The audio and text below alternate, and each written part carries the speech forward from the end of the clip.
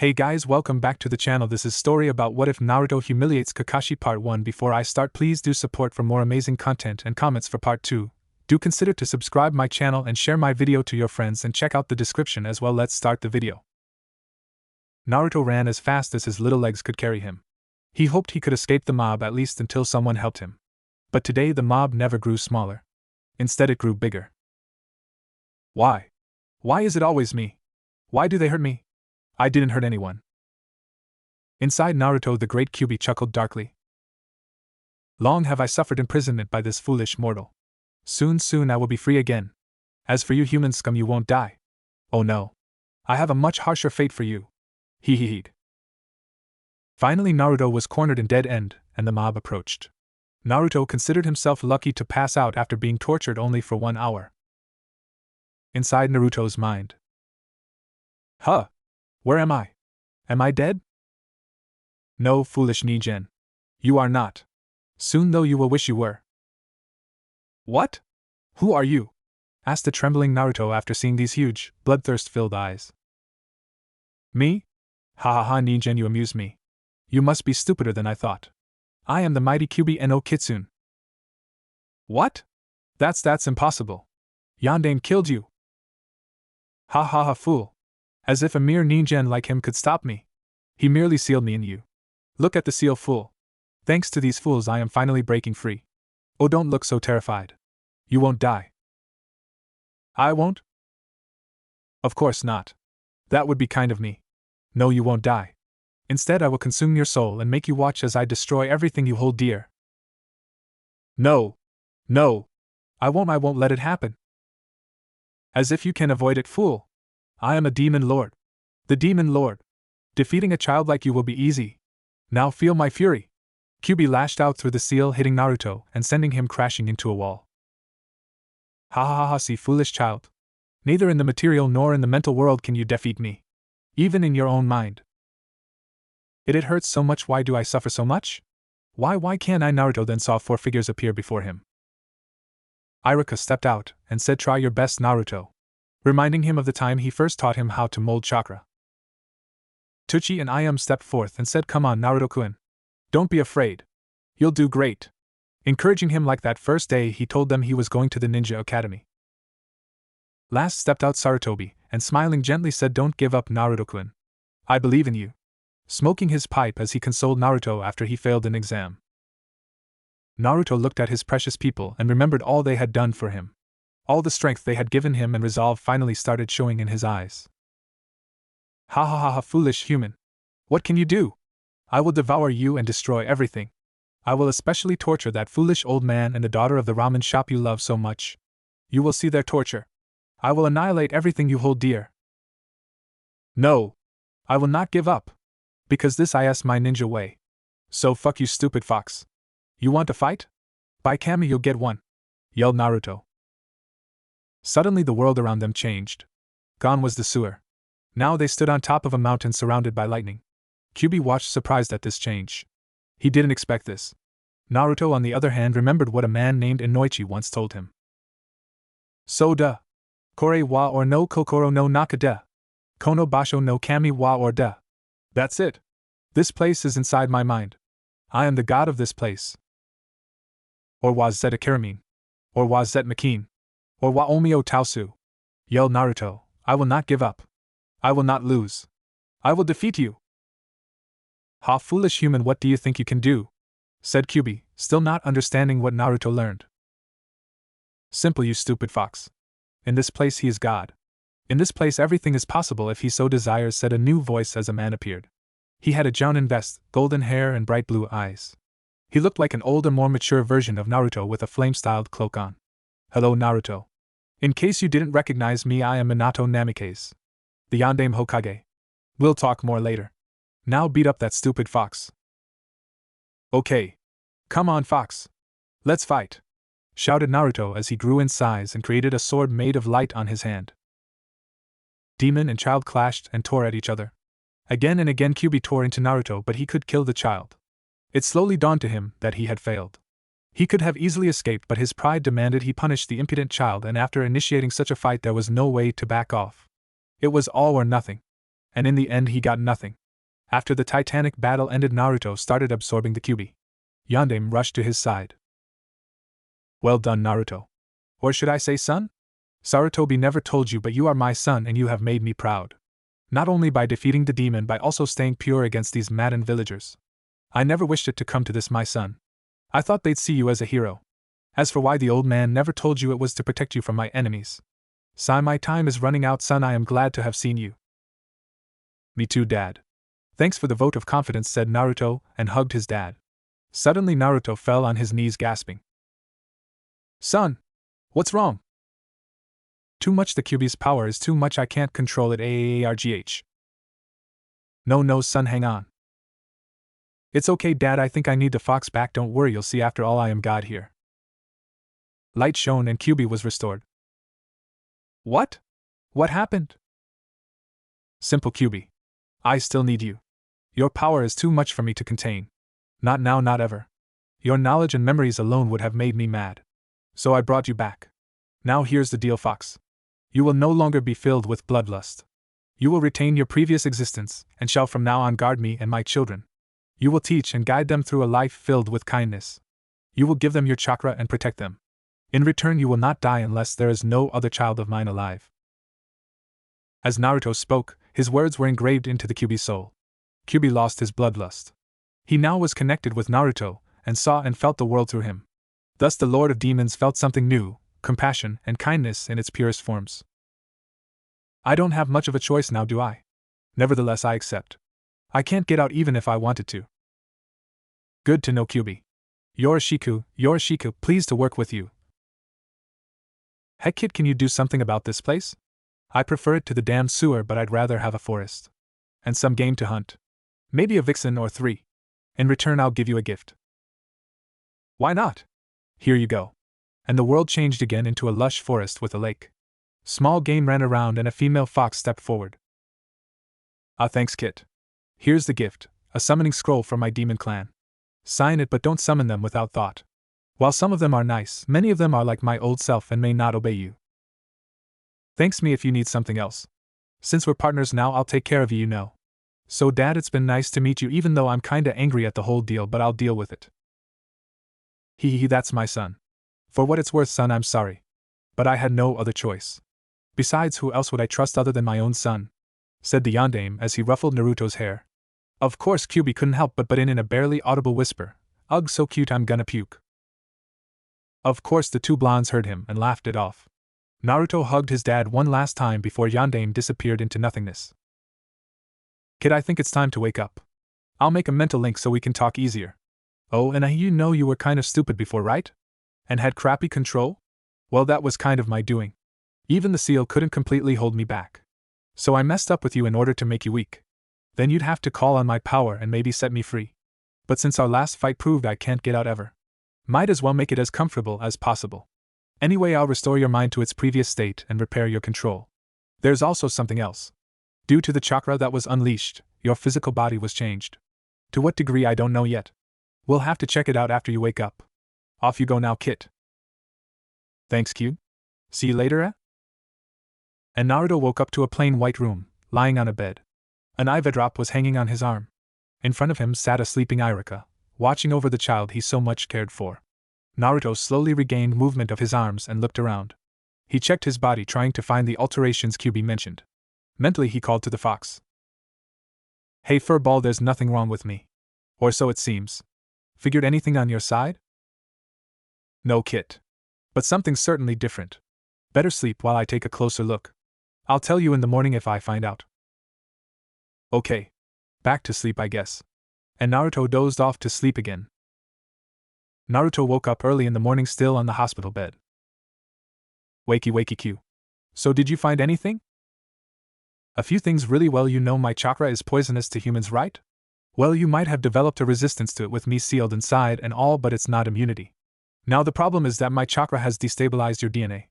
If my assumptions are correct, your unstable DNA can be controlled by your conscious mind. In other words, you may be able to shift your form. What I did notice is a practically infinite capacity for evolution. This means that while you grow older and more experienced, you will be able to change your form in many ways. It also seems to have improved your natural healing capacity. Another nice thing is that it is reactive to external stimulus. Before you go acting all weird, let me explain. Whenever you make a exerting motion, your muscles get stronger, right? That's how you train. Well, in your case the improvement comes hundreds of times faster, and from what I see the capacity is much, and I seriously mean much greater than any human. The more you practice the faster you'll get stronger. Not only that, but while humans have a maximum of strength, your maximum is many times bigger than anyone I've met. Your bones are also much more dense, and your skin harder to pierce. In short, whatever doesn't kill you makes you stronger. Quite literally. The last thing I found is that it acts like a Kekkai Genkai. You will pass it down to your children along with me. Kit, one thing however. Maybe we should seal me in this new Kekkai Genkai so that your kids won't be summoning my chakra recklessly. I was thinking until they are 12 years old, or I release the seal. On the same note, I will be able to maintain the seal so any black sheep that come out won't be able to abuse your Kekkai Genkai. So, you're saying I'll be able to get real strong, real fast and change my shape depending on what I want to do. How do I do that? Try focusing on it. I'd suggest transforming your hands to claws. I'll help you from my side as well as monitor whatever happens in your body. Also, best not to call on my chakra for a while. While your resistance to it has increased, best not to risk it unless it's real bad, okay? Okay, so I focus on my hands becoming claws. Let's see. Naruto focused on his hands changing into claws. He had already decided on the look. His fingers would become longer, and instead of nails he would have 30 centimeters long black claws. After focusing and with Kyubi giving him advice, he managed to shift them slowly yet steadily. Okay kid, you've done it. The change was real slow, but mostly because you didn't know how to do it. Next time it will be much easier and faster. Now change them back and wait that teacher of yours. We'll have to give some explanations. You're right. Gigi will have to know about this and our deal. I just hope he doesn't take it too hard. Naruto shifted his claws back to normal and gently woke up Irika. After telling him he felt fine, he asked for Sandaime. After a little bit, the aged Hokage entered the room visibly worried. After giving his figurative grandson a hug, he asked Irika to get outside. Gigi, could you please set up a sort of sound barrier? I don't want people listening. Oh, and I think you should call that blonde-haired guy that helped me the last time. Inoichi, I think he was called. The one that got in my mind. I can, but why should I, Naruto-kun? Because Gigi, it's about my tenant. What? How do you know about him? I met him. I'll tell you about it, but could you please ask Inoichi-san to come over? You won't believe what I'm gonna say unless he's here. Very well, Naruto-kun, I will. You just stay here, okay? With that, the Sandaime left and called for Inoichi. The blonde mind walker entered with the Hokage looking surprised. Well, Naruto-kun, will you tell me and Inoichi why you need us here? As soon as you secure this room, Ji-san. I don't want anyone learning before it's time. After the aged Hokage applied the seals, Naruto explained them about the fight between him and Kyubi. The greatest surprise though came when he told them about his parents. Especially the look on Inoichi's face was unbelievable. At the end of the story, Naruto asked Inoichi to enter his mind to confirm this. When Inoichi returned from his trip inside Naruto's mind, he looked too shaken to speak. Kind and friendly Kyubi. Kami, I never thought I'd see that, Naruto. While I am happy you made it and proud that you remembered what I told you about your mindscape, what the hell were you thinking going into that fight? I know it wasn't completely your fault, but was there any way you could have avoided it? I'm afraid not, Inoichi-san. I couldn't. Once such a fight begins, it cannot end unless one of the two is defeated and devoured. Now there's another thing I got to tell you. Besides Kyubi becoming my Kekkai Genkai of sorts, I also acquired another one. It is because of him, but not linked to him otherwise. Because of Kyubi's chakra, my body has become unstable in a sense. My strength, speed, agility and reflexes will improve much faster. Also, I will heal much faster than before. From what Kyubi told me, unless you rip out my heart, decapitate me or sustain constant heavy trauma, I am pretty much unkillable. I can take a sword through the lungs and I won't even slow down apart from the pain, that is. Another cool thing is that I can change my form. I managed to make claws out of my hands, probably because Kyubi had claws as well, so it's kind of easy. I don't know what else I can do though. Kyubi also told me it will pass down to any children I will have. He also advised sealing them away. Imagine a baby summoning Kyubi's chakra because it wasn't fed in time. He said setting the release at 12 years of age unless the Kyubi wills it earlier or if Kyubi deems a child unworthy of it. So now you have not one but two Kekkai Genkais and Kyubi is friendly. Now I got to tell the council. No. That's why I didn't want anyone else to know. I trust you two, but the rest of the council? No way. They'll probably force me to marry many girls they choose and then take my children away so they can control me. So no. Don't tell anyone, Ji-san. Just give me a new apartment since my old one got torched last night, give me some scrolls on chakra and keep it low. I don't want anyone learning of what happened. Tell them that because of the beating an idiot with a mask with a root kanji on it used a chakra-infused blade on my seal, almost setting the QB free. Only thing that kept it in was my willpower. Tell them the seal is damaged and impossible to repair. It should scare them from attacking me again for fear of the seal breaking, and it's not that far from the truth. Besides, it'll get you some leverage against that crippled guy. Danzu was his name? Yeah, anyway, if they hear it was me that kept the QB from leveling this place, and it still is, maybe some of them will shut up. Don't tell them of my parents yet either. They'll just try to suck me up, and I don't have your patience, old man. Oh, and could you tell me where I can find an abandoned training ground? I want to get stronger. Much stronger. So Noon will suffer like I did ever again. Both men were stunned by the child's declaration but accepted the truth of his words. Excusing himself, Inoichi left, thinking mostly on how to get his daughter to stop chasing after the Uchiha, and see that there are people much, much better out there. Sandaime for his part went to apply the seals on Naruto, showing him and Kyubi on how to do it as well. After all was said and done, Naruto left with Sarutobi to get the scrolls, a key to his new apartment, and directions to his new training grounds. Unsurprisingly, Naruto's new apartment was very close to Sandaime's house. Few would dare get there, so it was much safer. Naruto got some scrolls on basic chakra control, at which he literally sucked since Noon taught him even how to read and write. After that, Sandaime left with Naruto to show him his new training grounds behind the Hokage mountain. When Naruto got there, he formed his claws and showed them to an amazed Hokage. These are my claws. Cool, huh? They're pretty sharp too. I gotta practice on them though. It takes me some time of concentration to make them, but I'll try to reduce the time. Kyubi also said he'll help with my fighting skills. Anyway, better start training. And with that, Naruto started a variety of exercises at Kyubi's command. After watching Naruto train for a while, Sandaime left and returned to his office, relieved somewhat about the fact Naruto would now grow stronger. At his office, he wrote a letter and summoned a carrier monkey and had it deliver it to his old student Jiraiya. After that was over, he turned to his old enemy, paperwork, and started his work. Naruto, for his part, after he finished his warm-up, started practicing how to form other things. After consulting with Kyubi, he found that he had a maximum of potential changes that he had exhausted. The more he practiced and older he got, however, the more this potential would increase. In other words, now he only had his claws and no other ability. He would have to work hard to acquire any new powers. Never one to shirk from practice or take all things for granted, Naruto got to work. After a while, he considered altering his face and shape, creating a disguise of sorts. Naruto spent the rest of his evolution potential in order to be able to shift between his normal, blue-eyed blonde whiskered form and his disguise, a dark-haired, brown-eyed boy of his age. This way he could finally enter a store without people trying to kill him every chance they got. After a few days of this routine, Kyubi came across a discovery. Naruto could absorb other beings' DNA by eating said being. What this did is hasten the evolutionary potential of Naruto by a little bit, but only concerning abilities that are related with what he consumed. If he absorbed a bird's DNA, then he would increase his evolution abilities, but only when it came to forming clawed feet, wings, or improved eyesight in some cases. Naruto swore to never absorb a human's DNA since absorbing DNA required the victim be freshly killed and eaten raw. He could deal with eating an animal if it was absolutely necessary, but a human? No way in hell. So Naruto spent his mornings going to the academy, and his afternoons training on his own. Even his pranks lessened, though they never disappeared. Naruto, for his part, listened to Kyubi's suggestion of developing non-combat related abilities. First on his list was wings and maybe improving his eyesight. Of course, Naruto spent a lot of time under his disguise, when outside the academy and the training grounds, that is, since that way Noon recognized or attacked him. It was especially fun starting a prank as Naruto and then escaping the area in his changed form. Even Kyubi congratulated him on the sheer genius of some of the pranks. One of the best was when Naruto briefed the Hokage on his shape-changing abilities. By changing in front of him without warning, poor old man almost had a heart attack.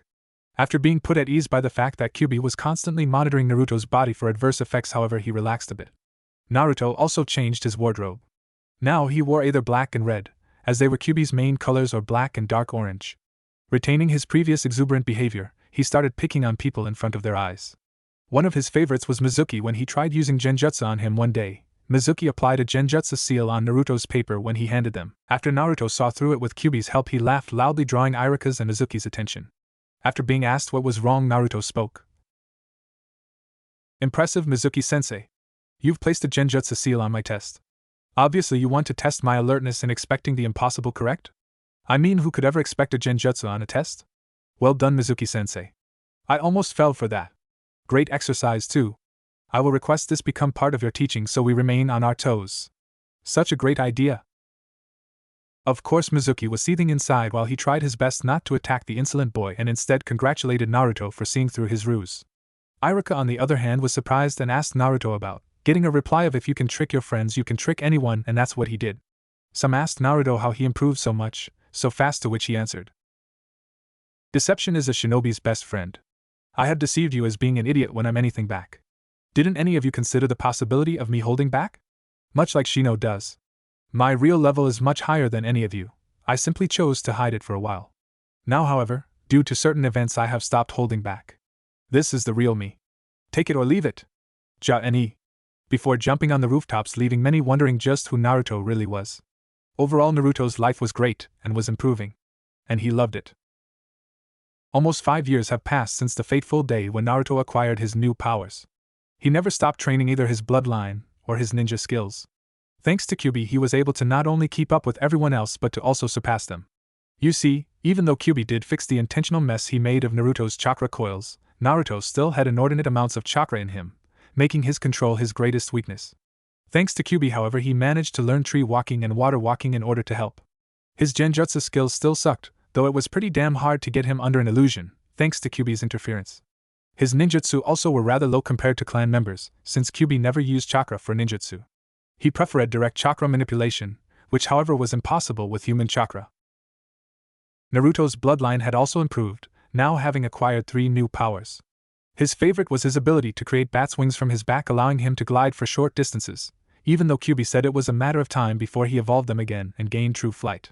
Because of that, Naruto rarely wore something heavier than a muscle t-shirt, much to the enjoyment and embarrassment of a certain Hyuga girl. Naruto has also long since acquired 2 Dijitsu. They were Dijitsu simply because they altered his sight though. The first he used rarely, mostly because there was rarely need of it. It was the ability to shift his eyes to that of an eagle.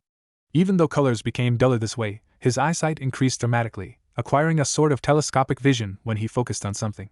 One of his favorite pastimes with this was reading Sandame's Ika books from the comfort of his house, and then reciting them to the aged Hokage, preferably with the other perv named Kakashi.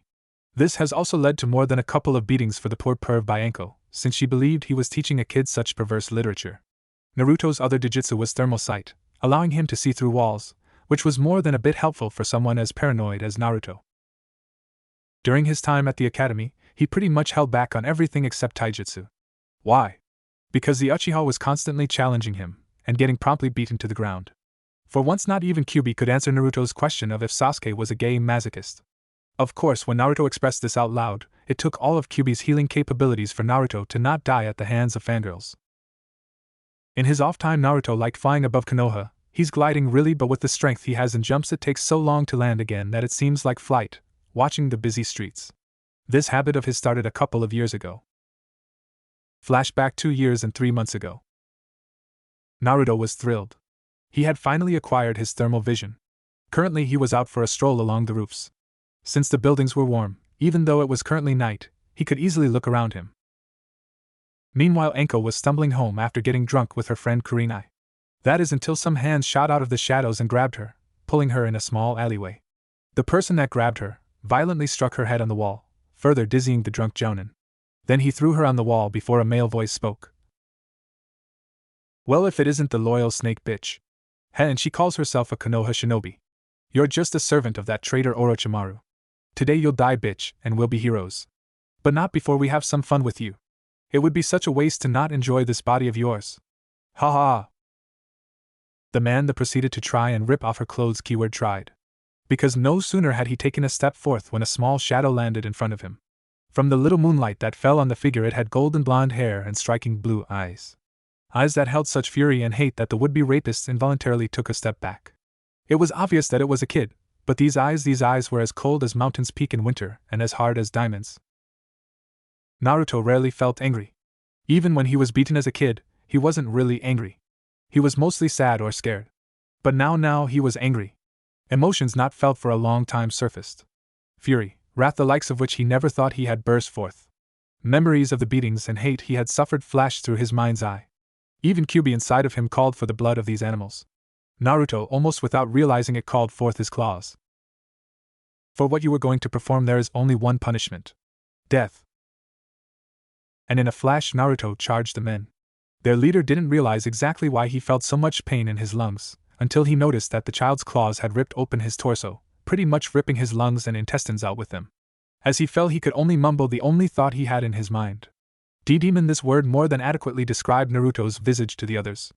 Covered in blood but otherwise unchanged, his eyes seemed like two damning orbs ready to unleash heavenly judgment upon them. Survival instincts kicked in and they tried to charge the demon to kill it. Fools! Before Anko's muddled sight, a massacre unfolded.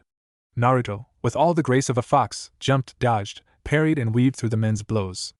Ducking under a kunai thrust, he rolled under the man, rising in an uppercut slice, cutting the man to ribbons.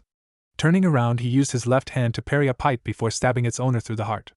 No sooner than that, he jumped over the two remaining thugs and in a show of acrobatic skill turned upside down in the air and rotated his body, lashing out with his claws at the men's heads, taking out the rapist trying to run away. Landing in the only exit to the dead end, he locked eyes with the remaining thug before charging him, claws opened at the sight. With timed precision he sidestepped the terrified man's stabbing motion, pivoted on his left leg while simultaneously lowering his body, in essence making a small spin with him sitting on his left leg. During that spin he lashed out with his claws, taking out the man's right leg, who fell down with a cry of pain. The fight, if one would call that, lasted less than a minute. Anko blinked. What the fuck? Due to the sheer shock, her drunkenness had disappeared. Naruto turned to her, retracting his claws. The last man groaned. Naruto turned to him, picked up the pipe and smashed it on the man's jaw, last knee, arms and genitals. The first was to not report what happened. The next to her so he couldn't escape. The last was punishment for rape. Anko looked at the child in slight fear. That is, until he saw his eyes. With the battle excitement gone, his eyes softened. He looked at her in concern. Are you injured, miss? What? No, not much. Who are you?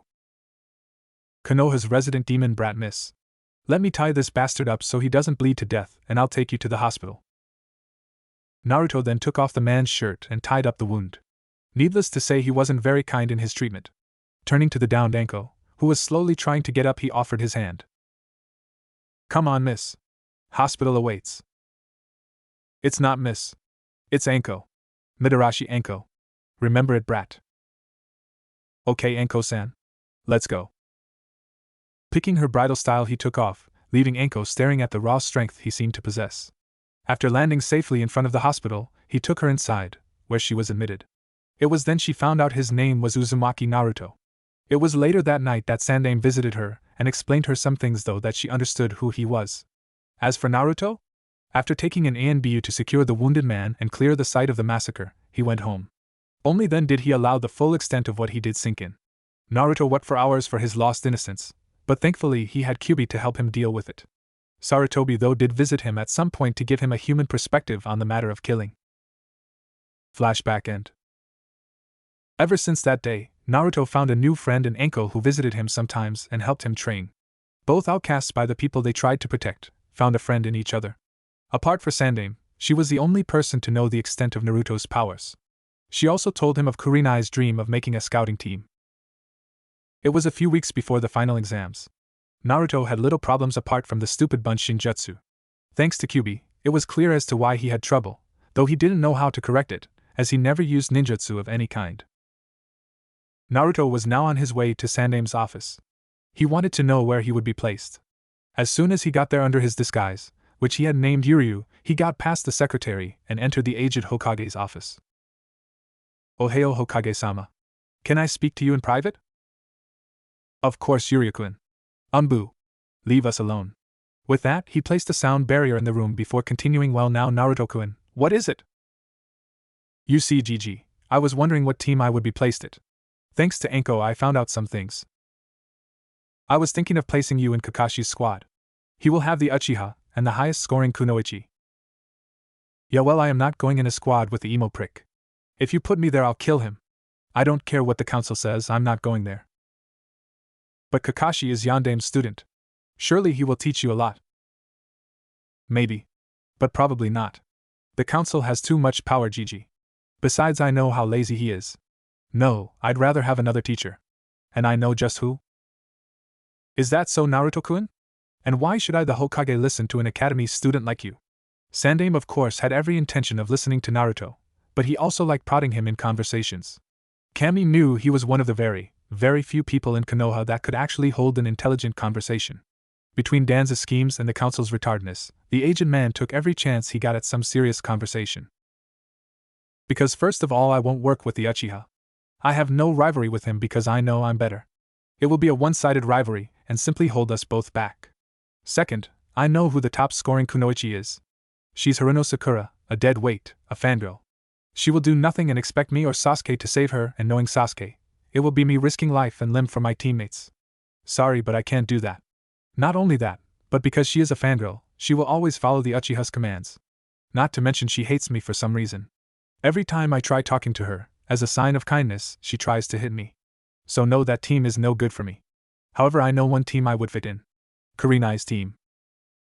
Oh? And why would you fit in Kurenai's team? And how do you know her team anyway? Anko is Kurenai's best friend Gigi. I know she wants a scout team, and I know she wants Inuzuka Kiba, Hyuga Hinata and Aburaim Shino in her team. I however can replace Kiba. I can't replace Hinata because of her Byakugan. I can't replace Shino's ability to track anyone he's ever met before. I can however replace Kiba. Thanks to Kyubi, I have developed my tracking skill in the same areas as Kiba at about his skill as well. However, I also possess tracking skills that he doesn't. Thanks to my wings and eyes, I can fly over an enemy before engaging and silently watch them. Also, as you know, my fighting capabilities are far greater than Kiba. Last but not least, you're aware of Hinata's confidence problem, correct? Well, she has a crush on me, and I don't deny the fact that I do like her. Maybe not love or a crush, since I don't have anything to compare my feelings with, but I do care for her. That way I will probably be able to help her confidence. Well done, Naruto-kun. Your diplomatic skills are improving constantly. As is your reasoning. There's one problem though. Kakashi has requested you. Yes, well, he outranks Kurenai as well, but he doesn't outrank you. Explain everything to him. He probably believes I will strike up a rivalry with the Uchiha, which I am not going to. That, or he might try to make it up to Yondaime or something, since I am his son and look so much like him. That is if he doesn't know I'm his son. At any rate, Kakashi's team with me and will not work out. Kiba might be a better choice there. He has the whole alpha male mentality that will make him strike a rivalry with Sasuke. Not only that, but he also probably has lightning affinity. I, on the other hand, have wind. Now could you call Kurenai and Anko so we can finalize this? Of course. Ami-san, please call for Yuhi Kurenai and Mitarashi Anko here immediately. The Hokage asked his secretary through the comlink. Comlink, communications link, highly sophisticated device that allows for communications over some distance. The sophistication part lies on the fact it is practically impossible to tap into and listen to conversations. After a few minutes, Kurenai and Anko walked it, Anko still eating a dango stick. After greeting the Hokage, Anko ruffling Naruto's hair, they asked why they have been called in. The aged professor reset the sound barrier before he started speaking. You remember some 5 years ago, when there was a blast of Kyubi's chakra? Remember what I said? Well, it's not entirely true. Naruto, if you please? Very well. As you know, I am the Kyubi no Jinchuriki.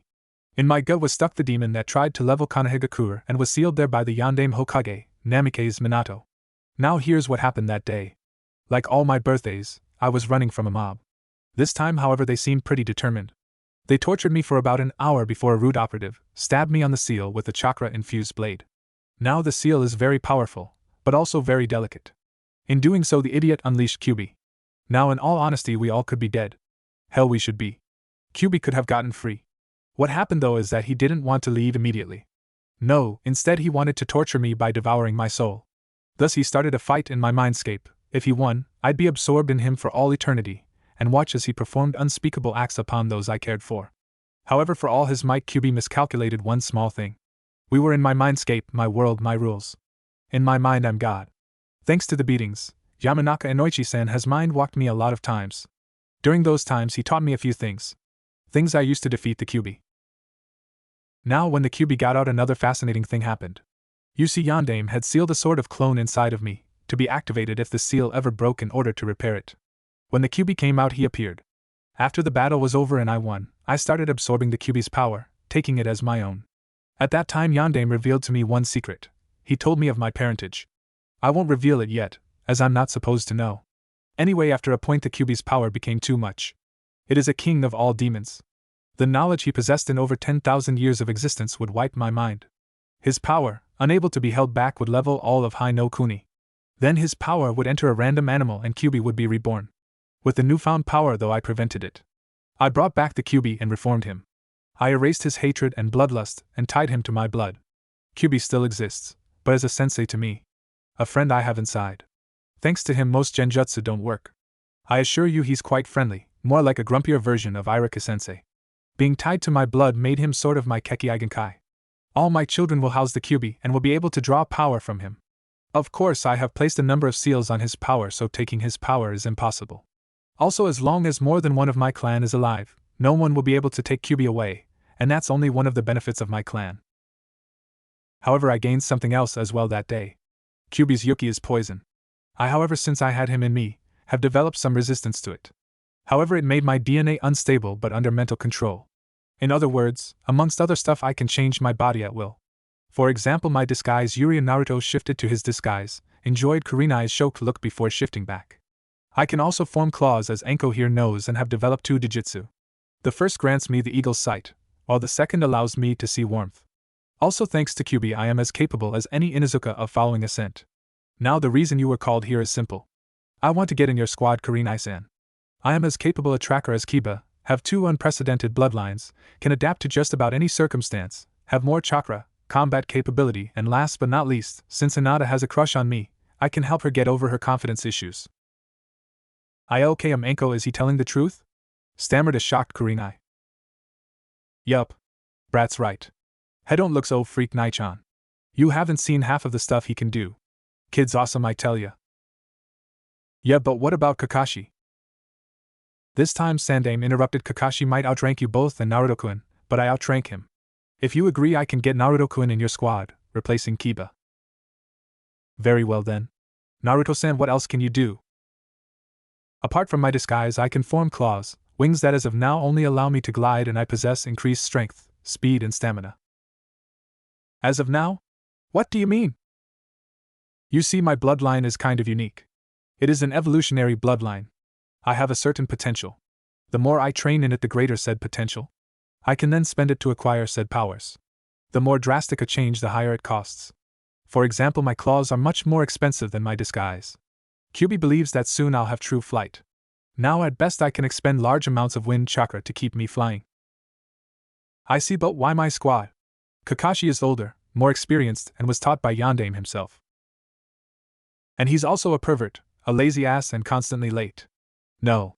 Also, he is forced to teach the Uchiha. One of the few people, along with that bastard Danza, that I just can't stand. No, I think you'll be better for me. Beside, I also kind of like Hinata, but if I ever made an approach and was found out, well, I have no fear for myself, as it's very hard to kill me, but Hinata? I'd never let anyone hurt her the way they hurt me. This way, though, I can be near her and still justify it. Very well. Now if you'll excuse me, I need some sake after hearing all this. And you haven't even heard Naruto's last secret, Nai-chan. But be careful, okay? This is an S-rank secret. Yes, well, Hokage-sama, Naruto, I'll be off. Enko, you coming? Of course. I'm finally getting you drunk, Nai-chan. F-f-f-f. Enko giggled almost perversely as she pretty much dragged Kurenai to the nearest dango stand. Well, Naruto-kun, that went rather well. Now shouldn't you be at home? It's pretty late, you know. Okay, GG, see you soon. So Naruto left and headed home. Finally, he was going to be a ninja. First step to gaining people's respect. Now, if only his parents were still alive. Pushing these thoughts away, Naruto meditated an hour before going to sleep. A few weeks passed since the talk with Kurenai, and the time for the final exams had come. Naruto still hadn't found a way to get past his bunshin problem. Enko had tried teaching him Tsuchi Bunshin, but he had no talent for it, and couldn't learn it for the life of him. Still, Naruto went, with the hope that if he performed well enough in the other parts of the tests, they'd let him pass. After Naruto got inside, he waved hello to his friends, namely Kiba, Shikamaru and Shuji, glared at one Uchiha, ignored a pink-haired banshee, and smiled at a blushing Hyuga princess. Soon the noise died down as the teachers came in. Naruto always had weird vibes about Mizuki, something Kyubi reinforced, but since he never had any solid evidence, he couldn't do anything. After the written test, which thanks to Kyubi he aced, was accuracy. Since he chose to stop holding back, he once again scored high, drawing many suspicious looks from some of the people around him, which however were ignored. After that was taijutsu practice. Naruto squared off against Mizuki and defeated his opponent in under 10 seconds, even though Mizuki held back way less than normal. At the ninjutsu portion he was performing well until Now Naruto, I need you to perform some bunshins for me, please. Iruka-sensei, I can't perform bunshins and you know it. Well then Naruto, I'm afraid you'll fail. Wait a second, Iruka-sensei. I practically aced everything else. Besides, there's a reason I can't use bunshin no jutsu. I got too much chakra. I'd go get another jutsu to replace that, but the library always throws me out, and I can't exactly go to Hokage-sama and ask him to tutor me. I tried to learn the Tsuchi bunshin, but my element is opposed, so anyway, what use is a mere bunshin? Makes no sound, has no smell, it's just a waste of chakra. Useless if you asked me. It still is a necessary skill, Naruto, so try it. Okay, damn it, Iruka-sensei, bunshin no jutsu. 3 clones popped, looking dead. Iruka sighed. Naruto, you fail again, I'm sorry. Mizuki, trying to get on the kid's good graces, also apologized. After all was done, Naruto sat outside the academy. It was so stupid. He could use katans and futons, but of course they needed a simple useless bunshin. The one skill he never could use. It was stupid and unfair. Swallowing his pride, he moved away before being stopped by Mizuki. Now Naruto, don't be so sad. It's true you didn't pass the bunshin exam, but since you aced everything else, I managed to pull some strings and we decided to have a make-up exam. There is a scroll in the Hokage library named the Forbidden Scroll. If you get it and bring it to a certain point in the forest, you'll pass as a simulation of a shinobi mission.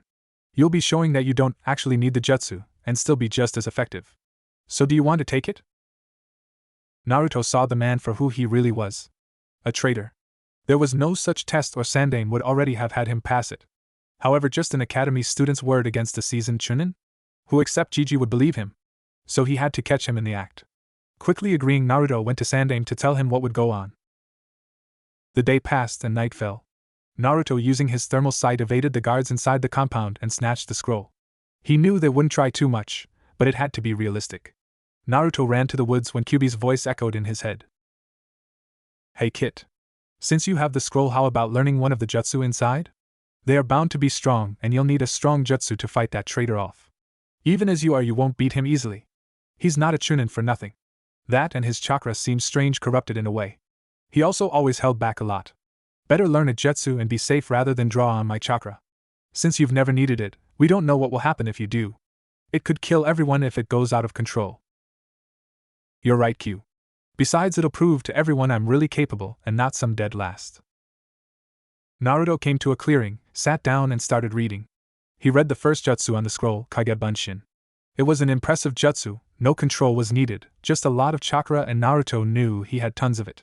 Also, the secondary abilities of the Kage Bunshin were most interesting. So with little time to waste, he got down to learning it. After an hour he had the jutsu down, and simply waited for the traitor to show up. Suddenly a noise came from the side and a figure dropped from the trees. Only it wasn't Mizuki. It was Iruka. Naruto! What did you do? I know what I did, Iruka-sensei. I stole the scroll here. Mizuki said I had to in order to pass the exam as a simulation of a shinobi mission. If I could do something that hard, it wouldn't matter what jutsus I knew, they should be enough for a genin. Well, that was his justification. I think he's a traitor. Anyway, I waited here for him, but in the meantime I learned a jutsu. Real cool one too. Ah, here comes Mizuki-sensei. Play dumb, Iruka-sensei. What? What do you mean, Naruto? Mizuki confidently dropped from the trees. You still don't get what that brat said. Ha, you always were stupid, Iruka. I tricked that baka into getting me the scroll. Now all I have to do is kill you two and get away. What? Mizuki. He's a kid. He's no kid. You know what he is. He's... No, Mizuki. He's the demon Lord Kyuubi. See, Naruto, Kyuubi never died. He was sealed into the shape of a child. You. Now you know why everyone hates you. And now you'll die. Naruto merely lifted an eyebrow and calmly spoke. Oh. Really now? I'm the Kyuubi? Baka, I knew about him for 5 years now. And I'll have you know he just like a grumpier version of Iruka. Iruka was stunned, as was Mizuki. Mizuki, however, recovered faster, and drawing his trusty Fuma shuriken he threw it at Naruto. Naruto put up his guard and readied a kawarini when suddenly Iruka jumped in front of him, taking the blow. Mizuki started laughing while Naruto looked in shock. Why, Iruka-sensei? Because you're my student. Sure, the deaths Kyuubi caused were that of a monster, but you're no monster. You're my precious student. A proud Konoha shinobi. Mizuki's laughter grew while Naruto felt his blood boil. Gently putting Iruka down, Naruto walked towards Mizuki while Iruka shouted him to stop. Naruto merely looked over his shoulder. Don't worry about me, Iruka-sensei. A whole village has tried to kill me countless times and I'm still here. I ain't gonna let a piece of shit like Mizuki get away with hurting those precious to me. Oh Mizuki! Get off your ass, you bastard! Ha ha ha, what are you going to do, Gaki? Tickle me? No, you jock. I'm gonna break every bone in your body for what you did to Iruka-sensei. Ha! As if. I'm a chunin, but my real skill is almost jounin. You won't be able to touch me. Really? Well, how about now? Kage Bunshin no Jutsu. Instantly clones of Naruto popped around. Mizuki and Iruka stared in shock. Naruto let a smirk appear. Get on, boys. Battle cries echoed as Mizuki was soundly beaten to a pulp. His skill was great. But the shock and sheer numbers overcame him. Meanwhile, Naruto was tending to Iruka's wound. Suddenly a sound rippled through the clearing and then the soft thud of something stabbing flesh. Iruka stared in shock as a huge shuriken hit Naruto on the back. Naruto, on the other hand, looked annoyed. Brat, you might have hurt me a lot. But I still have Orochimaru-sama's power. I'll kill you! Out of the shadows leaped a transformed Mizuki. The only thing he had in common with before were his hair. Other than that, he looked like a cross between a tiger and a human without the claws. Naruto turned and faced him. Inside he was somewhat scared, but he couldn't let it show. I see. So that was the taint in your chakra. Kyuubi knew, you know. He warned me. But you're not the only one with kick-ass skills, Mizuki. Let me show you exactly why Noon beats me these days. Naruto threw a smoke bomb on the ground. Immediately after, he activated his thermal sight, enabling him to see Mizuki, and formed his claws. Adrenaline rushing through his veins, he charged. The smoke-covered area became a battleground. Naruto could easily see Mizuki, but Mizuki was faster, more experienced, and used his scent to detect Naruto. Naruto ducked under a swipe and countered at Mizuki's other arm.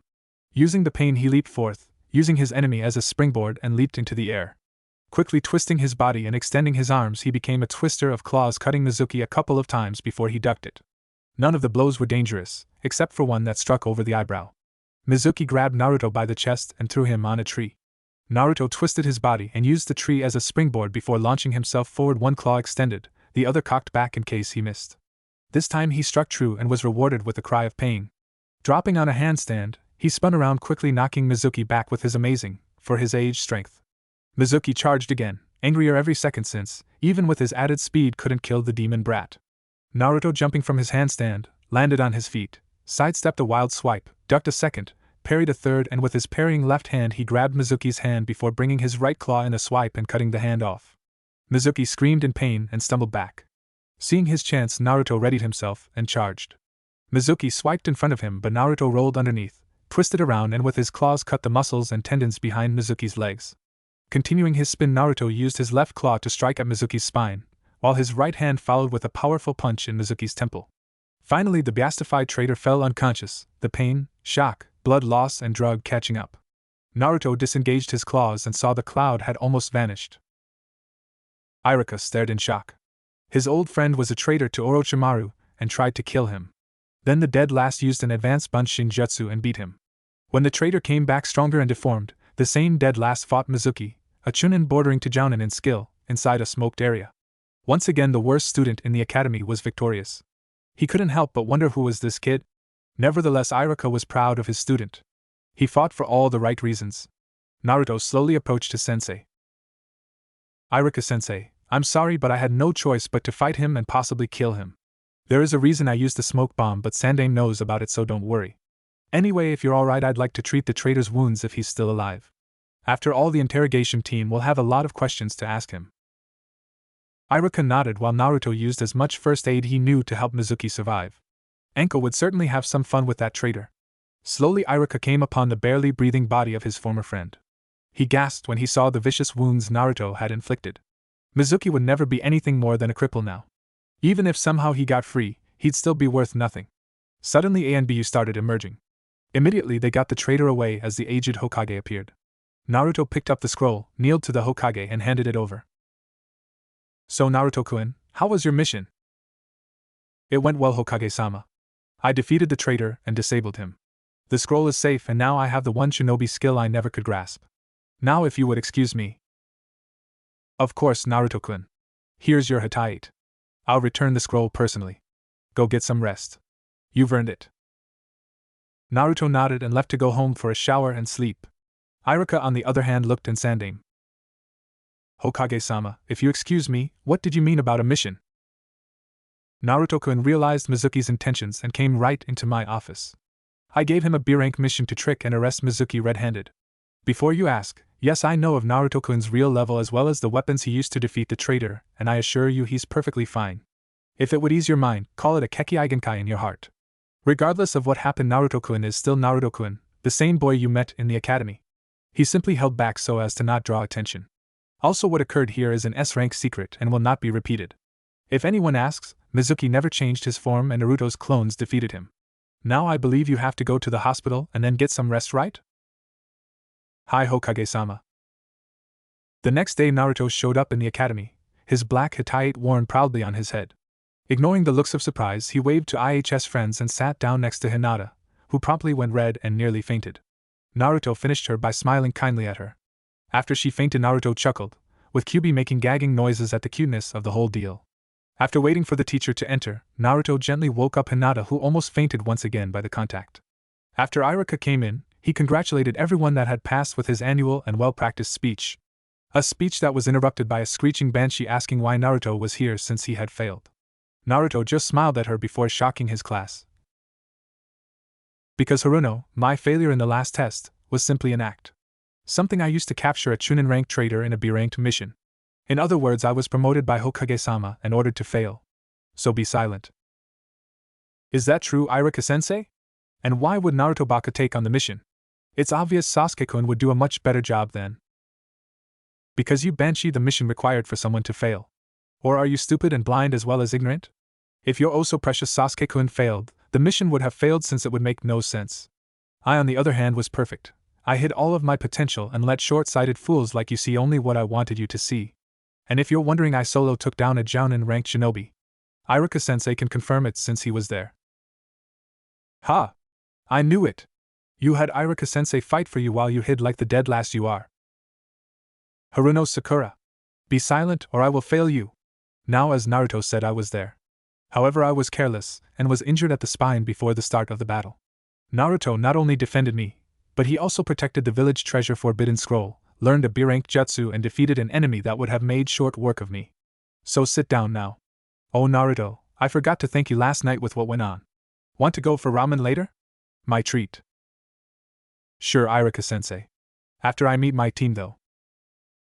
Sakura once again jumped in. So what? Sasuke-kun would have done so much better. Iruka, still feeling pain from yesterday, had the last of her ranting. Haruno. Sit down now. Naruto's a hero. He was personally chosen by the Hokage, and has skills you wouldn't imagine if you saw them. Naruto here could defeat your Sasuke-kun any day with little difficulty, even if he had the Sharingan. So shut up and sit down. But. This time Kiba interfered. Naruto's got blood sent on him. It is like Mizuki's but also like a cat.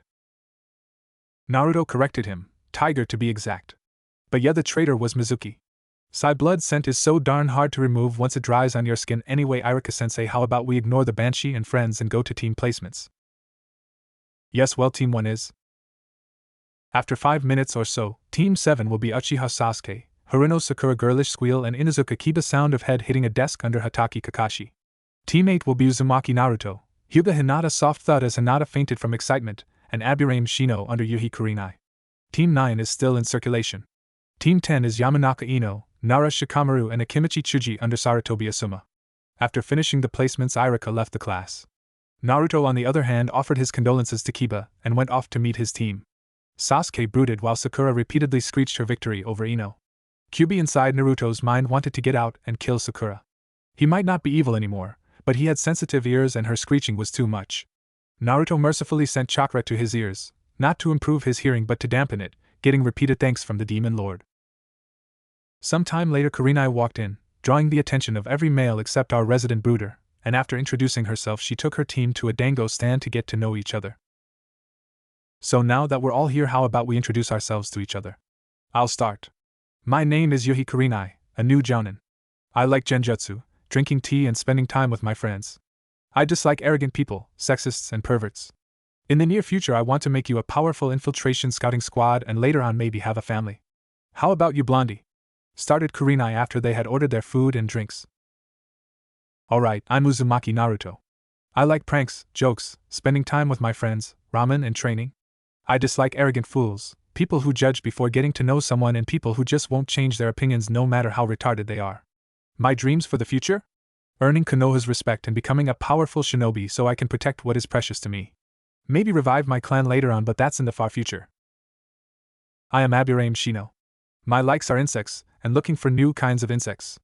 I dislike fire and intense sunlight. In the future, I want to find new kinds of insects to add to my clan as well as become clan leader. I am Hyuga Hinata. I like flower pressing and Naruto-kun. I dislike people who judge others, and I want to become clan leader and abolish my clan seal. Naruto looked at Hinata impressed as she had managed for the first time in as long as he knew her to not stutter. After enjoying their meals, Kurenai decided to brief them on tomorrow. Okay team, tomorrow comes the real genin test. Before you ask, that test was to determine who was actually capable of becoming a genin. Everyone else didn't have a chance to pass, so why waste resources? Rest well and meet me in training ground 8 at 8 o'clock sharp. I must warn you that you only have 33% chances of passing. Naruto gave her a grin and said, I don't think it'll be harder than taking down a jounin, Kurenai-sensei. Consider the challenge over.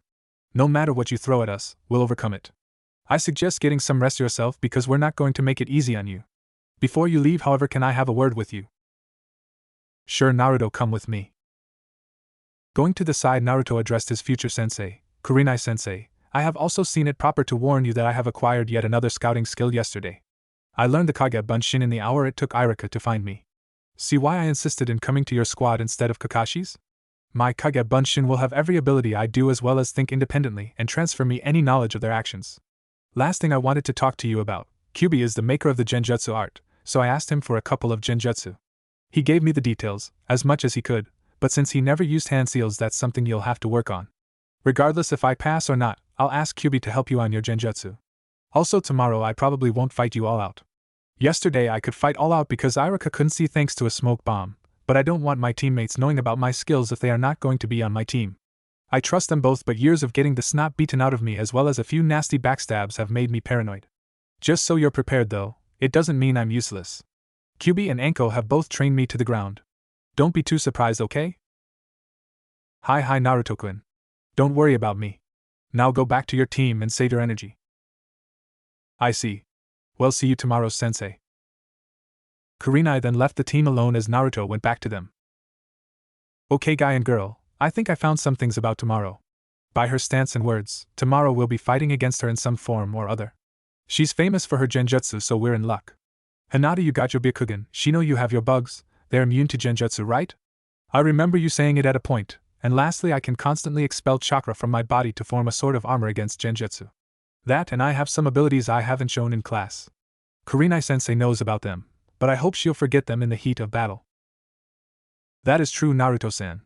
We are all protected to a degree or another from illusions, but she still is a jounin. I know that. I doubt she's heavy on taijutsu though. She doesn't seem the type, and she doesn't carry a sword or other weapon. So that leaves fuinjutsu and ninjutsu. Personally, I'd rather have her as a ninjutsu opponent. Seals can be very unpredictable if the enemy has time, and she's had weeks to prepare for us. Of course, her being a jounin means she's bad news anyway, so we need to decide on team tactics. Then new teams stayed there discussing possible strategies for hours, Naruto making sure Hinata gets her turn in the discussion, often asking for her opinion. Hinata for her part felt nice since her longtime crush noticed her, while Shino was pleasantly surprised to have a capable team with him. After they separated, Naruto went off to train for a few hours, then home quickly for a shower before going to Ichiraku's to wipe out Irika's wallet with his ramen consumption. All in all, it was a good day and it was getting better. Naruto woke up early. After his morning workout and a short breakfast, he left for the training grounds for his test. Kid, I want you to know that unless your life is on the line, I won't be helping you. You have to grow strong on your own. Also, even if your life is on the line, I won't provide all solutions. Life or death situations provide the best incentive to growth. So stay sharp, kid. I won't be talking to you unless it is absolutely necessary. Now get ready for your test. Okay, Kyubi. I appreciate your heads up. Besides, I want to beat this test on my own, not due to a power simply given to me. That would make me as bad as the Uchiha, right? I can't depend on someone else to get stronger, even though it may be a demon king. Now let's go finish this. Naruto arrived a bit early for his test, so he sat under a tree and took a small nap. Next to the training grounds was Hinata. When she looked at the sleeping form of her crush, she blushed and went to wake him up. As she woke him up and looked into his eyes, she couldn't help but blush harder. Naruto, on the other hand, simply blinked at her and smiled. Ohio Hinata-chan. How are you? Fine, Naruto-kun. And why you? Great. So are you ready to win this little challenge of Kurenai-sensei? I think so. I think it is going to be hard though. Kurenai-sensei is a J-jounen ANWE. And no worries, Hinata-chan. Win or lose, we'll learn something anyway. Besides, I am confident in our team. I know you're quite capable when you put your mind to it. Shino has been hiding his potential, and well, let's say I've got it covered on my end. Besides, I doubt it's going to be a fighting-only challenge. That's just not what our team is for. We're a scouting team with infiltration elements in the mix. What do you mean, Naruto-kun? Well, simple. You have your Byakugan, Shino has his bugs, and I got my clones and senses that rival Kiba's. We're a scouting team, not a strike team. We'll see though.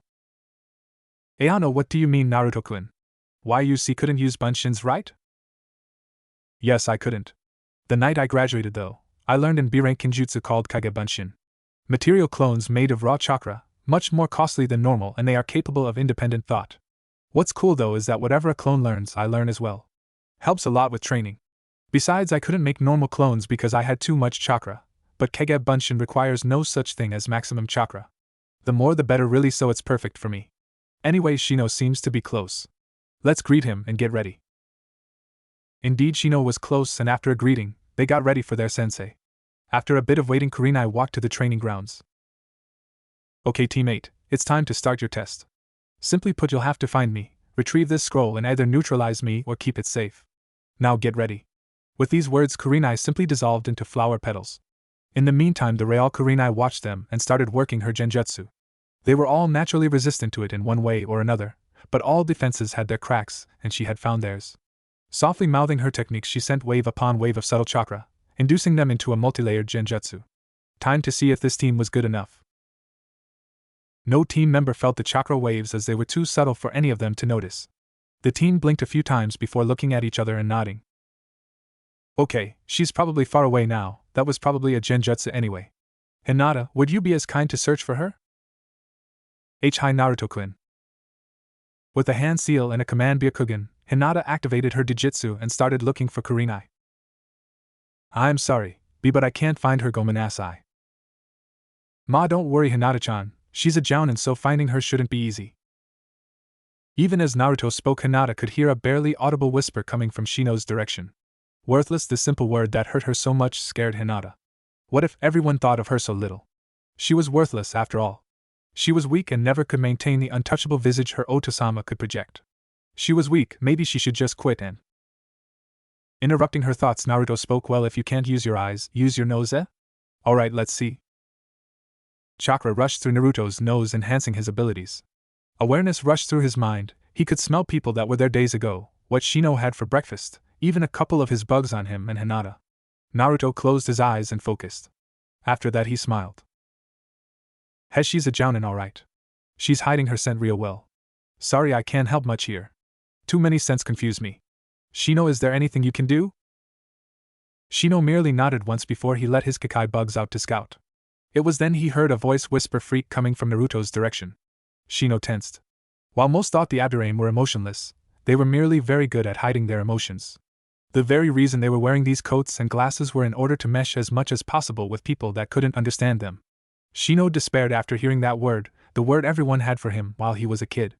Freak, abomination, monster, hate-filled words by those that couldn't understand him. Shino luckily found something of Kurenai, a strand of her hair to be exact. Reluctantly handing it over to Naruto, and ignoring his questioning look, he nodded at him. Kurenai was watching carefully at her could-be team. So far so good, she thought, but they need to trust each other more. This test will show if they have it in them. Naruto sniffed the hair and got a lock on Kurenai's scent.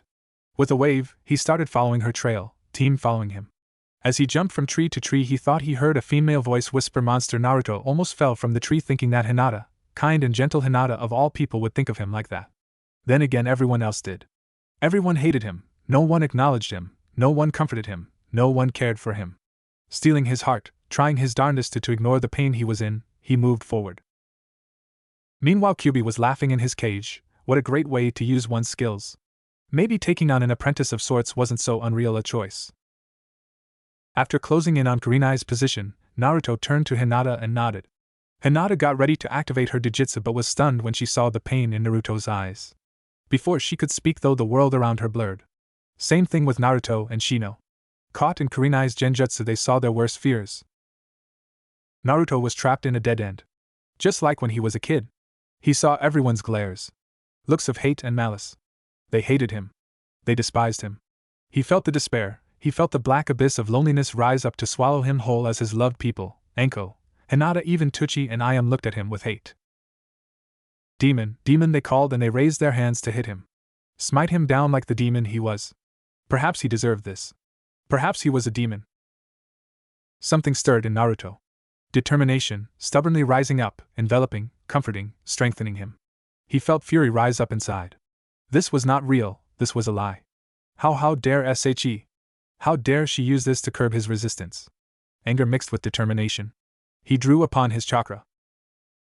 Kurenai looked at her team. Hinata had broken down crying, Shino looked terrified, and Naruto looked so hurt that she almost broke her illusion. But then his features changed. She saw such anger boiling behind his eyes that sent shivers of fear coursing through her. Suddenly trapping them in that specific genjutsu was not such a good idea. Then she saw the chakra swirl around Naruto. Kami, how much chakra did he have? It was visible and rising quickly. He had already been molding as much as she had at 100%, and it kept rising. What the heck was he? Naruto gathered his chakra and channeled it to his arms. Raising his hands in front, he cocked them back. His chakra moved to the palms of his hands. The glow was so condensed Kurenai couldn't see his hands anymore. A Hyuga would have been blinded. Chakra Nami! Naruto thrust his hands forward, unleashing a wave of raw chakra. Kurenai felt the world around her shudder for an instant. Her illusions, so carefully crafted, so delicate yet so powerful, shattered.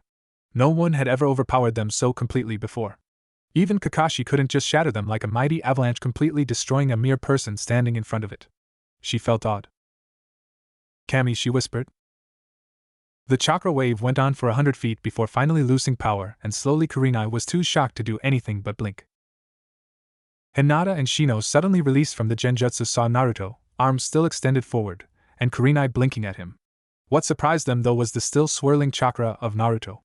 Naruto spoke words of raw anger.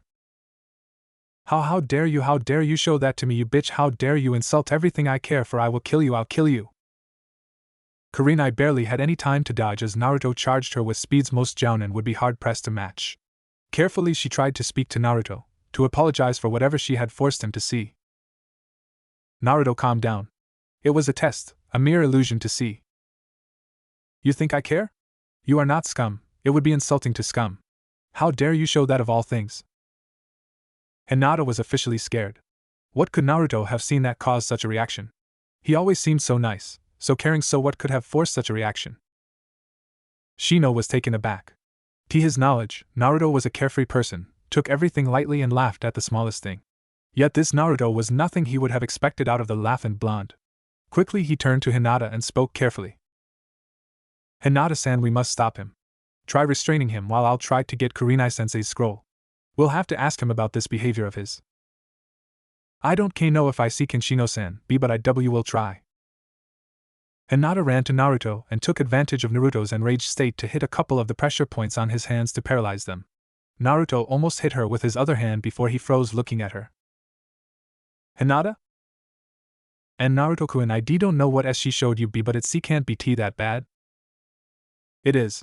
She showed me my childhood. Kurenai hearing this froze. Kami, no wonder he reacted like that. Shino on the other hand chose to wait for later before he would question Naruto on his words. Now he had a scroll to get. Quickly swiping it, he returned to his team. Kurenai decided she'd seen enough. They had the teamwork, they had the skills. Quickly she announced. Alright team, you performed perfectly. You are now officially genin of Konoha. You pass. This test was made to test your cooperation and teamwork. In other words, getting the scroll or not was irrelevant. Yeah, whatever. I'm not going to work with you though, Kurenai. Anko said you were understanding of things. Guess she misjudged you. Naruto, calm down. I didn't know what the illusion showed you. Would you like to see? Want to live one day of my childhood, Kurenai? It's not so bad, I'm sure. Naruto, I'm so sorry. This genjutsu was made to project your deepest fears and nightmares. I didn't know it would project that. Hinata interrupted the conversation. Ayano Naruto-kun, why did you react like that? It wasn't like you. Yeah, guess so, Hinata. Then again, I'm not like you or anyone else, but at most 8 other people's size. Since we're gonna be team 8, we have to trust each other. For that to happen, I'll tell you everything about me. By the time I'm done, you'll have the right to kill me, and I'll hold no grudge about that. Sit down, because this will take some time. Hinata and Shino sat under a tree while Kurenai, feeling guilty about what she had Naruto go through, sat next to them. Naruto chose another tree to sit down facing them. Looking at them each in turn, he turned to the sky before beginning his tale. This story really began 10,000 years ago, when humans didn't even exist. However, I'm going to skip to 13 years ago. On the 10th of October, 13 years ago. Hinata, what happened then? The Kyuubi attacked Konoha. And what else? Why, you were born, Naruto-kun, she said, blushing at his attention. Yes. You see, I am not exactly human. I was born one, though. I was human for about 15 minutes. Tell me, Shino, if someone threatens you and everything you hold dear yet you cannot kill him, what do you do? The most logical solution would be to restrain or seal them, but you can't mean that the Kyuubi was. Shino slowed down as the implications of Naruto's words struck him. Exactly. Yondaime couldn't kill the Kyuubi. No man can. Instead, he chose another solution. He had to seal it. But you see, that's not so easy. The more tails a Bijou has, the stronger it is. The Ichibi could be sealed in a normal item, the Nibi in a specially prepared sphere, but as one goes up the tails it gets harder and harder to seal off. The Kyuubi couldn't be sealed in an item, the seal would be too weak. It couldn't be sealed in an animal, or the animal would become the submissive personality to the Kyuubi. It couldn't be sealed in an adult because the Kyuubi's Yuki would tear the person apart from the Yuki, overflowing the chakra coils. So only one solution remained: seal the Bijou inside a newborn baby. And the only baby born that day was me. I am Uzumaki Naruto, and I am not human. My classification is Jinchuriki. The Kyuubi no Jinchuriki, to be exact. In my gut lies the demon that tried to destroy Konoha. Naruto let them think about his words for a little time, to allow it all to sink in. Hinata looked terrified and Shino was as always unreadable. Now no human, no matter how strong, could devise a seal to hold the Kyuubi back. Yondaime didn't die because he used all his chakra. He died because he summoned the one thing to be able to seal off the Kyuubi. He summoned the Shinigami himself. That is the real reason he died. Just before he died, though, he left behind his last words. My name and one request. That I be looked upon as a hero to hold the Kyuubi back. The one thing to stand between the Kyuubi and all of you. He believed in the people he tried to protect. The fool, they never listened. They saw me as the Kyuubi itself. You wondered why I reacted like that to seeing my memories? Tell me, how many times have you scavenged trash for food? How many times have you been tortured to the bliss of unconsciousness? How many times have you been poisoned? How many times have you been looked on with nothing but hate, as if your very existence was a blight upon the earth? Hinata looked terrified. How could people treat someone like that? How could they torture the one person to save them all? Shino on his part saw someone he could relate to, even though he was outside his clan. Kurenai began to understand exactly what she did, and was feeling guilt unlike anything she had felt before. Naruto, though, continued. There are more. 5 years ago, remember a burst of chakra so evil you probably had nightmares of? That was me. Or rather, Kyuubi. 5 years ago, I was hunted by a mob. The weekly chase they gave me. That was one of the few that they actually caught me. I was fortunate. I was only tortured for an hour. Then I got stabbed by a chakra-infused sword. Right on the seal. The seal is really powerful, but also delicate. The tiniest disruption could free the Kyuubi. And it did. The Kyuubi seal broke. The Kyuubi could and heck probably should have gotten free, killing me in the meantime. But of course killing me would be too kind for Kyuubi. Instead he chose to devour my soul. He took me to my mindscape and challenged me. There is no escape from such fights. Tell me, how would you react if you saw the Kyuubi, a dead demon, and realized he was the reason for all your suffering? Tell me? How would you feel if the one person you ever trusted fully never told you anything about who you really were? I fought the Kyuubi. Normally I would have died. But Kyuubi misjudged something. We were in NY Mindscape. There whatever I say goes. There I am God. So I fought him and won. I also met Yondaime there. Or well, a clone of him he placed in order to repair the seal should it ever break. He told me a few things, including my parentage, but that is irrelevant. The point is I defeated the Kyuubi. Victory in such a fight means the winner completely devours and takes the powers of the loser. So I started absorbing Kyuubi's power and knowledge. See a problem here? His power was too great. His knowledge too much. I would tear me apart mentally and physically. So I brought Kyuubi back. Gasps echoed. There was no way other than that. I had to. I brought him back and tied him to my blood. I also changed him, erased his bloodlust, and made him my Kekkei Genkai of sorts. Kyuubi will be within all of my children and be their mentor and teacher. He will guide them through a life of kindness. Now Kyuubi is a grumpier version of Irika sensei. Oh, and he hates cute things. Chuckle. His team looked at him wide-eyed. That was not all though. While I absorbed his power, most of it escaped and incinerated the men attacking me. You see, the Kyuubi's chakra is poison. I developed a resistance over time though. It allowed me to survive, though not as I was. I became even less human. My body is unstable. My DNA is half broken. However, I can control it. I can cause my body to mutate and change form to make weapons or alter my perception. I can form claws, wings, see warmth, or change my eyes to that of an eagle. My body adapts faster than any human's. My bones are denser, my skin harder to pierce, my muscles evolve 100 times faster than anyone else's. I can heal almost any injury. In short, my body's physical abilities go as close to perfection as a human is allowed to be. Tell me what defines a monster. Birth? Looks? Fame? Actions? Thoughts? What is a monster? Pain evident in his eyes, Naruto awaited his teammates' approval. It was the time of truth. They would judge him. Hinata was torn. Her family had lost many in the Kyuubi's attack. Now the Kyuubi was alive, in front of her. She was taught it was evil, it was dead. But it wasn't dead. It was a lie. Was it being evil also a lie? Would she go against her family? Her devotion to it had been literally beaten into her all her life. Hyuga above all, yet she was hesitating. Naruto never asked for this, never had a choice. If he was the Kyuubi, they'd have all been killed. He really was the only thing standing between them and the Demon Lord. She tried for a second to imagine the loneliness he had suffered. It was impossible. Unbearable. She made her choice. Shino also tried to think about Naruto. His logic said that he was a danger, yes, but an acceptable one. Were he the Kyuubi, they'd have all been killed. But they were alive. Hence, if the person in front of him had that much kindness after all this, it meant he was untouched by Kyuubi's hate. Shino also thought about Naruto's loneliness. To him it was even harder. A life without his clan and his insects, without anyone. It scared him. Terrified him. No one to turn to, no one to look up to. He also made his choice. Kurenai had long since made her choice. It was the obvious one. Slowly Naruto's teammates spoke. And Naruto-kun is no demon. Why you didn't ask for it? Why you kept us all safe? I don't think you're a monster. Why you're too kind for it? I concur with Hinata-san. It would be impossible to maintain a charade of innocence for as long as, and especially against all you seem to have gone through. Besides, if anyone understands your position in Konoha, it is my clan. Naruto was elated. Another two people who didn't see him as the damn fox. I heard that brat. He could finally entrust them with his final secret. Arigato Mina, for seeing me as I am. However, I have not shared my final and greatest secret. Kurenai and her team perked up. What was he talking about? What secret was greater than the Kyuubi being sealed inside him? This secret is known by 3 people in Konoha, including me. It is an SS-ranked secret you will not reveal to anyone. Say Shino, what is the first rule of being a Hokage? Shino answered automatically.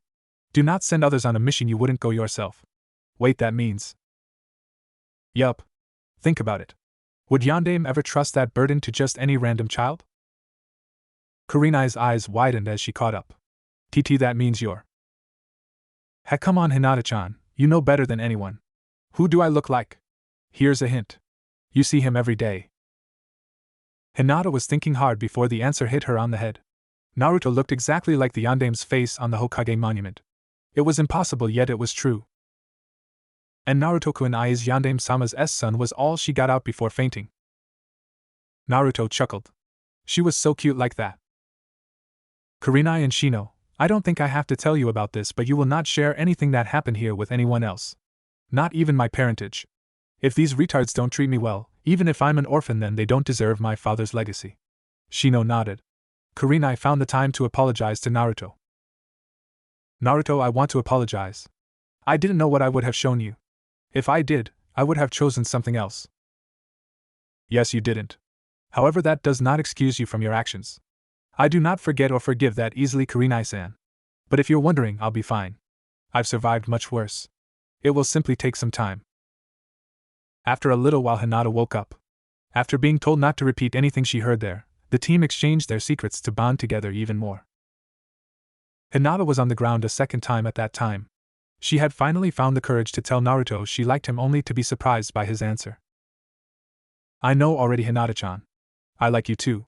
Even though, thanks to me being an orphan, I don't know in what way exactly. Still, the fact remains I like you, and it is one of the reasons I'm in this team. After waiting for Hinata to wake up from Happyland, the team debated on a name. Naruto came up with their final choice. The team would be named Fear, or First Encounter Assault Recon. They will be the first ones to be sent in, recon the enemy and possibly attack its positions using strategic thinking and knowledge over pure firepower. Seeing as it was getting late, the team meeting broke up so everyone could go to their respective homes. To Naruto it was a good day. Kurenai went to the Hokage and was surprisingly chastised for being late. However, her words shook up the poor Hokage. I am late because I had my first team meeting. Also, Naruto told me all his secrets. And I mean all of them. Including his parentage. Shame on you, Hokage. You really have forgotten who you are in your old age. Of course, that drew gasps from the assembled jounin that were however silenced when they heard their Hokage. I can only apologize, I'm afraid. That won't work, Hokage-sama. I used my genjutsu to make Naruto view his worst nightmare. He almost killed me, and that's without him using his abilities. I'll tell you what he told me, I don't forgive or forget that easily. Sarutobi seemingly aged in a few seconds by her words. He sighed before dismissing everyone. He turned to his crystal ball to see Naruto chased off from a shop. Have I really failed you that much, Naruto? Minato? Have I really failed you so much? As if on cue, Naruto turned and stared right towards where the crystal eye was. The look on his eyes gave the aged Hokage his answer.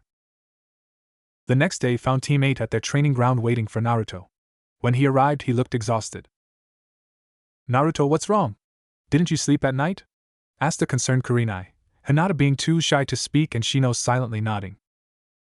Yeah, kinda. Me and Q had a long chat. You see, he wants to teach you about his type of genjutsu. Said you got potential? That, and we were also working on training schedules. Physically I am the most advanced, but I doubt you'll be able to keep up with me. We also had a talk about our specializations. Long story short, while my body slept at night, I was in my mindscape discussing stuff. Yawn, sorry about that. Anyway, me and Q also had a conversation about me getting him out here. I do have the Kitsune contract, but he's inside me so I can't summon him that easily. Sure, I might be able to if I use his Yuki, but I don't know what it'll do to my body and I doubt it's gonna be nice. All I could get down to was making a soulless Kage Bunshin and shoving him inside it. Still, I'd have to speak with you before I get to it. You're our sensei after all. I see. Well, Naruto, how about you tell us your ideas? And keep Kyubi inside for now. Also, what about your mindscape? Okay, first things first. Q said your genjutsu was amazing, even though he didn't explain how. He said I should ask you about it. He also said he'd try teaching you Kitsune illusions, that from what I understand are so strong that can actually cause physical wounds on their target. That, and they are pretty damn hard to dispel. For example, my chakra Nami wouldn't work on such an illusion. On the downside, they take a crap load more chakra to cast. I see. Well, I'd love to learn how to use them, but that's not a discussion for now. What else did you speak about? Okay, after that we had a chat about our training. I am pretty much an all-around shinobi, except in genjutsu, thanks to my reserves and physical training. He said that while we should specialize in something, we should also be good in a couple more areas, and I agree. He said that Shino would be good with a pair of kama, while Hinata should also learn genjutsu, how to use tonfa or some ranged weapon, and maybe learn some medical jutsu. For you, sensei, he said he could try and teach you some taijutsu once he got out of the seal. He also had some pretty nice ideas about me and Hinata cooperating. He said that while my style focuses on counters and a lot of evading, coupled with aggressive footing, Hinata is the opposite. Hinata-chan, your natural fighting style is to avoid an attack and counter immediately while tricking the opponent that because you're on the defensive you are at a disadvantage. As for Shino, he said you and your Kakaichu pretty much cover each other so you could use them to warn you of danger, much like having a sixth sense concerning danger.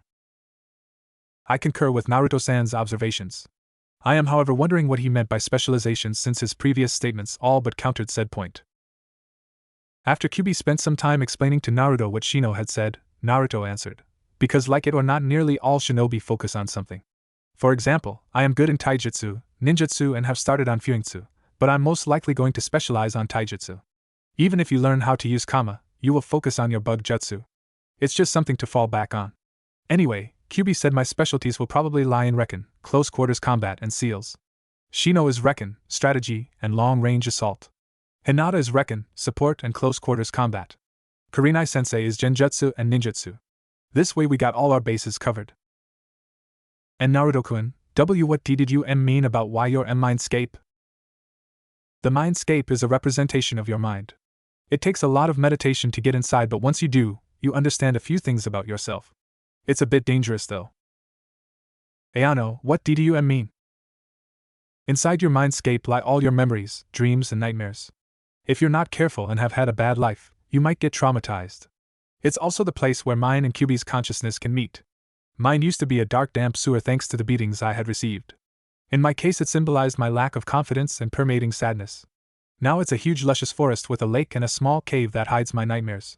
Word of advice, if you ever gain entrance there, never ever go into the cave. You'll be forced to endure my life, and even now I'm not sure how exactly I didn't go insane after all the shit I went through.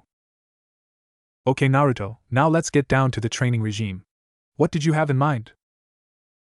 Me and Q started thinking up a sort of upgradable obstacle course. So we thought in the morning we should train our bodies and then go for a mission or two. After that I suggest chakra control and jutsu training. As far as training goes, Hinata is going to be my partner, no offense Shino. None taken. It does seem like a good plan. I do wonder though what training you will go through. Well, since both me and Hinata-chan are close quarters combatants, I was thinking of joint taijutsu training. This way we'll be able to cover for each other. Hinata-chan is naturally flexible, while my Kekkei Genkai also makes me extremely flexible. I think we can fight literally within each other's embrace, so to speak. If we train enough, we'll be able to know what the other is going to do and act accordingly. We could literally be the most dangerous pair in Konoha. Naruto's speech was interrupted by Hinata that almost had steam coming out of her ears at the prospect of training alone with the crush. In a fighting style that would have them touching almost constantly too. Naruto, noticing it, rushed to help her. Hinata-chan.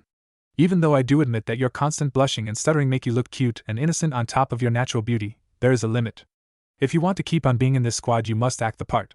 I can't fight side by side with an ally that I can't trust to not faint out of shyness. Hinata-chan, compose yourself immediately. Otherwise I will leave. Naruto hated shouting at her, he really did, but there was no other way. Way to go, Kit. Now you've broken her. And here I thought you were with the good guys. TSK. Oh, shut up, furball. You know as well as I do that she has to break out of it. Hinata was meanwhile trying to get out of the stupor Naruto's harsh words had thrown her into. She almost broke down sobbing before. Okay Hinata-chan, look at me. I said look at me. I know you have a crush on me and I know your family has destroyed your self-esteem. You think you're weak and all. No, what though? Out of everyone in our age group, you're the only one that actually has a chance of beating me. Trust me, not even Nijibaka has your potential. It's just that you limit yourself. I want to help you, but first you have to get over your confidence. Now get up and look at me in the eye. Tell me what you see, Hinata. Hinata slowly got up and looked at her crush. She saw his concern for her. She started feeling worse by the second she had angered her Naruto-kun. I am so sorry Naruto-kun. I am so worthless. I should just quit. Sob I made you angry at me. I should just leave. Hinata turned around while Naruto sighed in exasperation. Just what would it take for her to get over herself? Making up his mind, he took off his shirt and formed his wings. Rushing forward, he grabbed her bridal style and took off. Hinata eeped before screaming in fear. Naruto ignored her cries, flying higher and higher. Hinata, I didn't get angry at you. I didn't shout at you either. I tried to shock you a bit so you could get over it at some point. Seems the only way to get over your shyness and fear is this. With that, Naruto dived, Hinata screaming. At the last second, he spread his wings, picking up speed. For Hinata, this seemed like the craziest ride she'd ever been on, at the hands of her crush no less. As the adrenaline began to set in, however, her screams of fear turned into screams of exhilaration. For the first time in Kami knows how long, Hinata was having fun. Her shyness and fear forgotten, she enjoyed every second of her ride. When Naruto finally touched down, Hinata pouted. It was nice. Then she got a look at Naruto's smug grin. Looks like you got over that, eh? Now how about we go back? Here's a bit of wisdom Q himself gave me. You're only as strong as you want to be. The moment you lose confidence is the moment you will lose. No matter what others tell you, The only thing to gauge your worth is you. That way, even if you were to lose, you will never fail. Remember, Hinata-chan, I believe in you and trust you with my life. So what if others think you're useless? Prove them wrong. It's all in the palm of your hand. Needless to say, Hinata's confidence was greatly boosted by Naruto's words. In a comfortable silence, they both went back to their team. Shino raised an eyebrow seeing as Hinata seemed much more confident, while Kurenai took Hinata to the side to ask her exactly what had happened. After all was said and done, the team got down to fixing the schedule, with Hinata blushing at how close to Naruto she'd have to be and Naruto chuckling at her expense, which in turn got Kurenai bopping him on the head. Shino for his part remained mostly silent but was visibly relaxing around his team. Naruto's laughter and jokes putting him at more ease than he had been outside his home since he could remember. After a while, Naruto asked about Kurenai's test. She explained to her team that exactly because she knew they were protected against genjutsu, she had to make special versions in order to confuse them. First of all, the Kurenai that spoke to them was a genjutsu coupled with a Kagebunshin. The voices they had supposedly heard from their teammates were also genjutsu she used to counter Hinata's eyes. After all, the Byakugan, no matter how strong, wouldn't detect a sound illusion. The last genjutsu she used was one that projected to the subject its innermost fears, such as Naruto's childhood, or Hinata's fear of rejection. Fortunately, no one asked Shino what his innermost fear was, since whatever had the power to scare the ice-cold bug user must be the stuff of nightmares indeed. Days passed and Naruto, having finished his obstacle course that was hard enough to give Kurenai a challenge, started getting bored. Sure, his training with Hinata was awesome, they cooperated so darn well they could take down Anko. And Hinata had started learning medical jutsu, that coupled with her already impressive knowledge about medicine, revealed her to have excellent potential as a medic nin. Shino for his part had gotten several books on strategy from Kurenai's ex-part sensei Naro Shubi. He had also started some lessons in using kamas, often using Naruto as his sparring partner, seeing as Naruto healed any injuries in seconds and a lot of stamina. Kurenai for her part spent a lot of time with her team and Naruto's rather unique training regime, meditating long enough to enter her mindscape, for example, or focusing and condensing her chakra enough to have it take the shape of certain more and more complicated kanji. Naruto used his Kagebunshins to study seal making and elemental chakra control. Well, his primary affinity might be wind, but that didn't mean he couldn't learn anything else, right? For practice, he had used some of his seals to improve Shino's weapons, making them much sharper and sturdier than normal. He also applied some seal on Anko's bracers that allowed her to draw a pair of long knives, again improved with seals. The team had decided after a week that they would have Naruto as the team leader. As the team leader, it had come the time to request a higher-ranked mission. So approaching the Sandaime, Naruto spoke. With all due respect, Hokage-sama, I believe it is time for my team to receive a higher-ranked mission. We have completed the minimum for a C-rank mission, and according to our Jounin sensei, Yuhi Kurenai, our skills qualify for a simple C-rank that focuses around our talents. Therefore, I believe I speak for my team in saying that we request a more difficult mission. Genin Uzumaki, explain to me, why should I listen to a mere genin, fresh out of the academy? Am I not capable of discerning who I should give a mission to? Or perhaps you believe that in your infinite experience you know better than your superiors? Simple, Hokage-sama. We are shinobi. Young or old, fresh or battle-hardened, we are shinobi. While keeping us in D-rank missions does serve its purpose for most genin, it is not the same for us.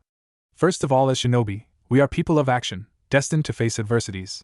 Staying here, sheltered and secured, trapped in normalcy, dulls our skills, and that is unacceptable. True, we need security and shelter, but we also need to get out and sharpen our skills, something that is impossible in the village. Also, may I draw your attention to the purpose of my squad? We are reckoners. How are we going to do our job later on if we have no idea how the world outside works beforehand? Not knowing the smallest detail could spell disaster for our mission and therefore another squad's as well. By going out of the village at our small age, in simple missions, possibly by cooperating with other older and more experienced squads, can help a lot. We will know what to face later on, as well as possibly setting up contacts outside the confines of this village. I am not asking for a solo or our team only C rank. Instead, I'm asking that we do our job and reckon for another team in a joint mission. Well, Naruto-kun, I see that your argumentative ability hasn't dulled. Good. Well, I have a team going out to retrieve an item. Maybe your team wants to go with them? If you're ready, that is. They are leaving in 30 minutes. Naruto looked at his team, nodding, and turned to the aged Hokage. Hi, Sandaime-sama. We will meet up with them. Prepare our mission scroll while my team and I prepare. I will return for it, as I can catch up to my team the easiest. Very well. Team 8. You are now on a C-rank mission to T-Country. Your objective is to reckon the house of a rich merchant for a stolen item. Once it is located, you are to give TH results to the other team that will perform the extraction. According to your performance will be your payment. Good luck. With a curt nod, Naruto and his team left to prepare. Having learned the Shunshin no Jutsu, they moved to their individual rooms and grabbed their traveling scrolls. After saying their goodbyes to their respective families, they shined to the gate to wait for their allied team. Soon a team made of 3 Chunin appeared. As they were going to ask what was happening, Naruto deftly landed in front of them. Greetings. I am Uzumaki Naruto, Taicho of Team 8, aka Team FER. We are your reckoners. I am a Reckon and Close Quarters Specialist, while Hyuga Hinata to my right is a Reckon, Support and Secondary Close Quarters Specialist. Aburaim Shino to my left is our Strategist, Reckon and Long Range Specialist. Behind us is Yuhi Kurinai, our Jounin Sensei, and a Genjutsu and Long Range Specialist. Here is our mission scroll. Pleased to be working with you. The Chunin looked at the team in front of them and blinked. Short and to the point introduction, on their time and covering all their bases. However, they just had to have the damned demon brat. Naruto, sensing their discomfort, sighed. It would take a long time to be accepted.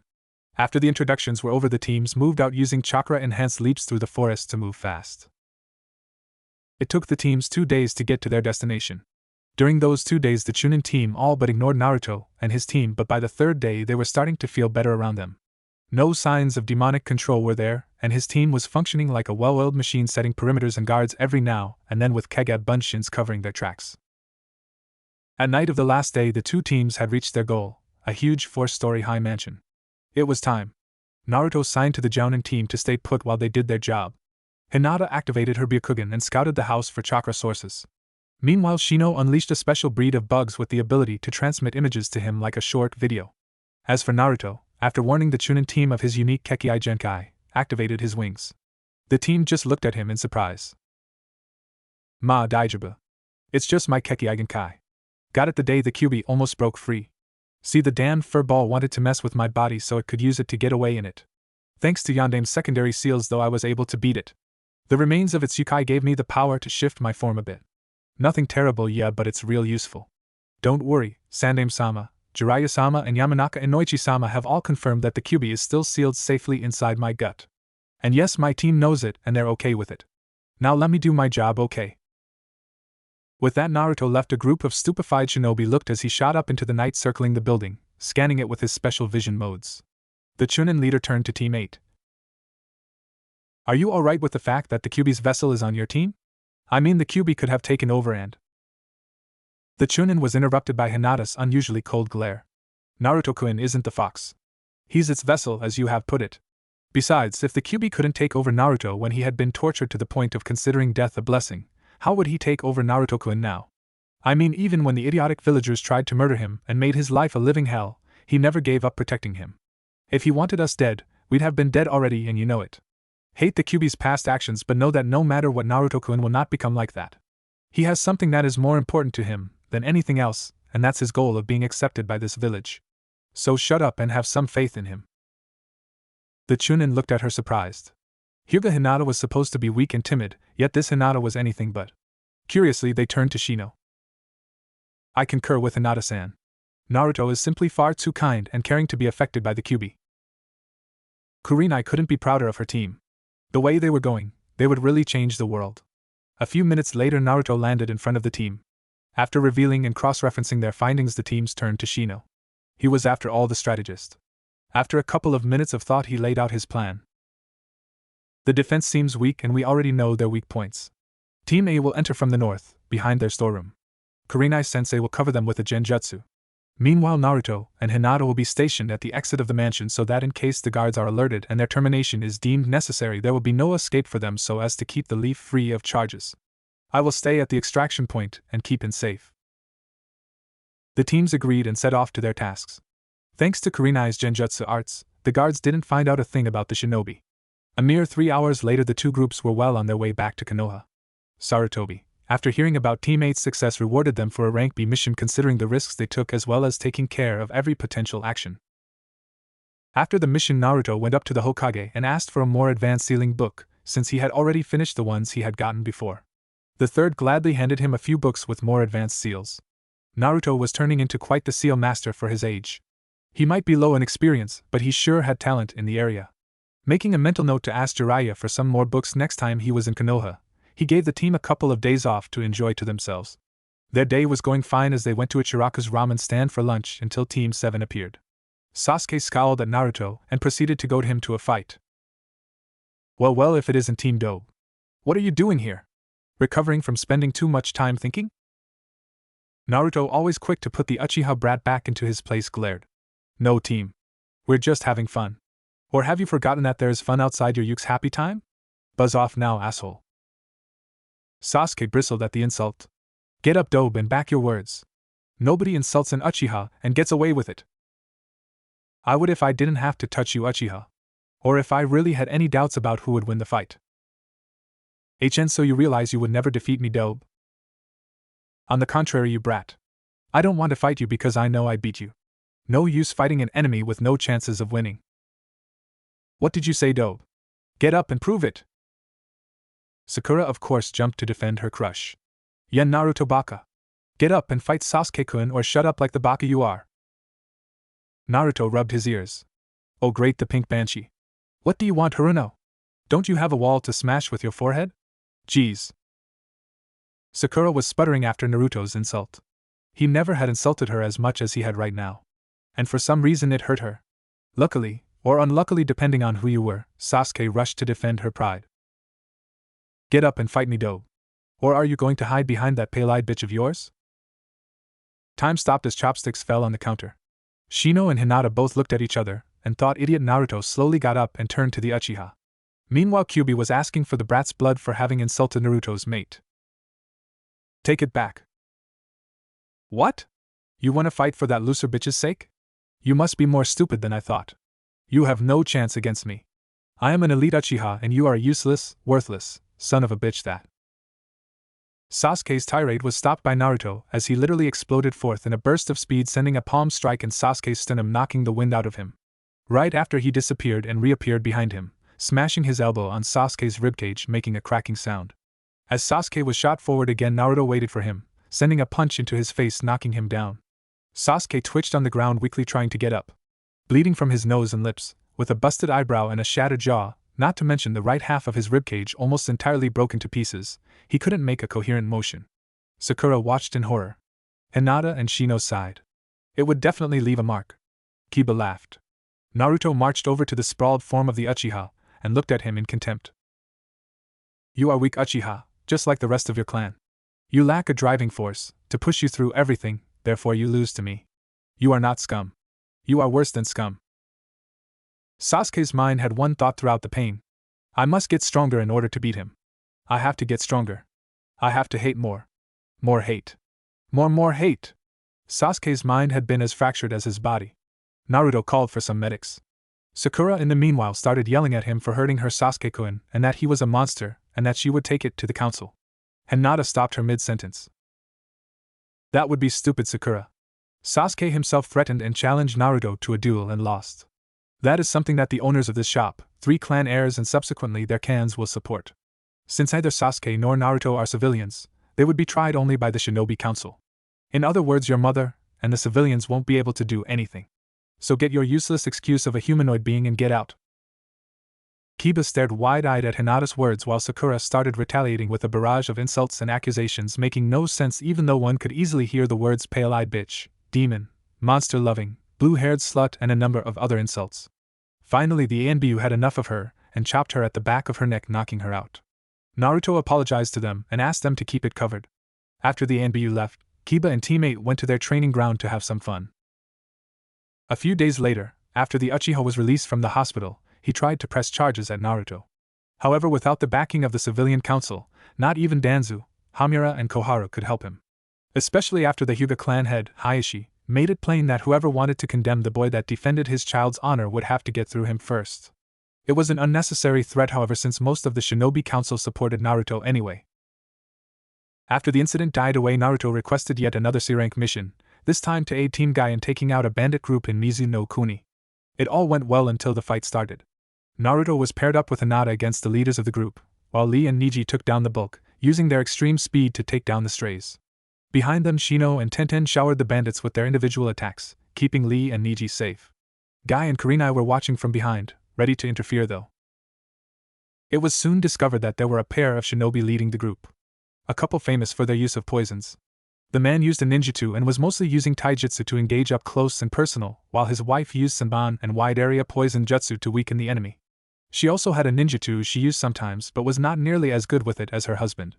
Naruto was busy fighting the man while Hinata had taken the fight to the woman, using her own senban needles to hit her nerve points, closing in whenever she could. It went well until at a concealed gesture, the Nuke-Nin pair both attacked Hinata in a flash, taking her by surprise. Before she could react, there was a sound of flesh being ripped. Blood sprayed on Hinata's face as a pair of blades protruded from Naruto's back. He had saved her at the cost of himself. Hinata started tearing up until she heard a growl. I won't let you hurt her. With a primal roar, Naruto formed his claws and attacked.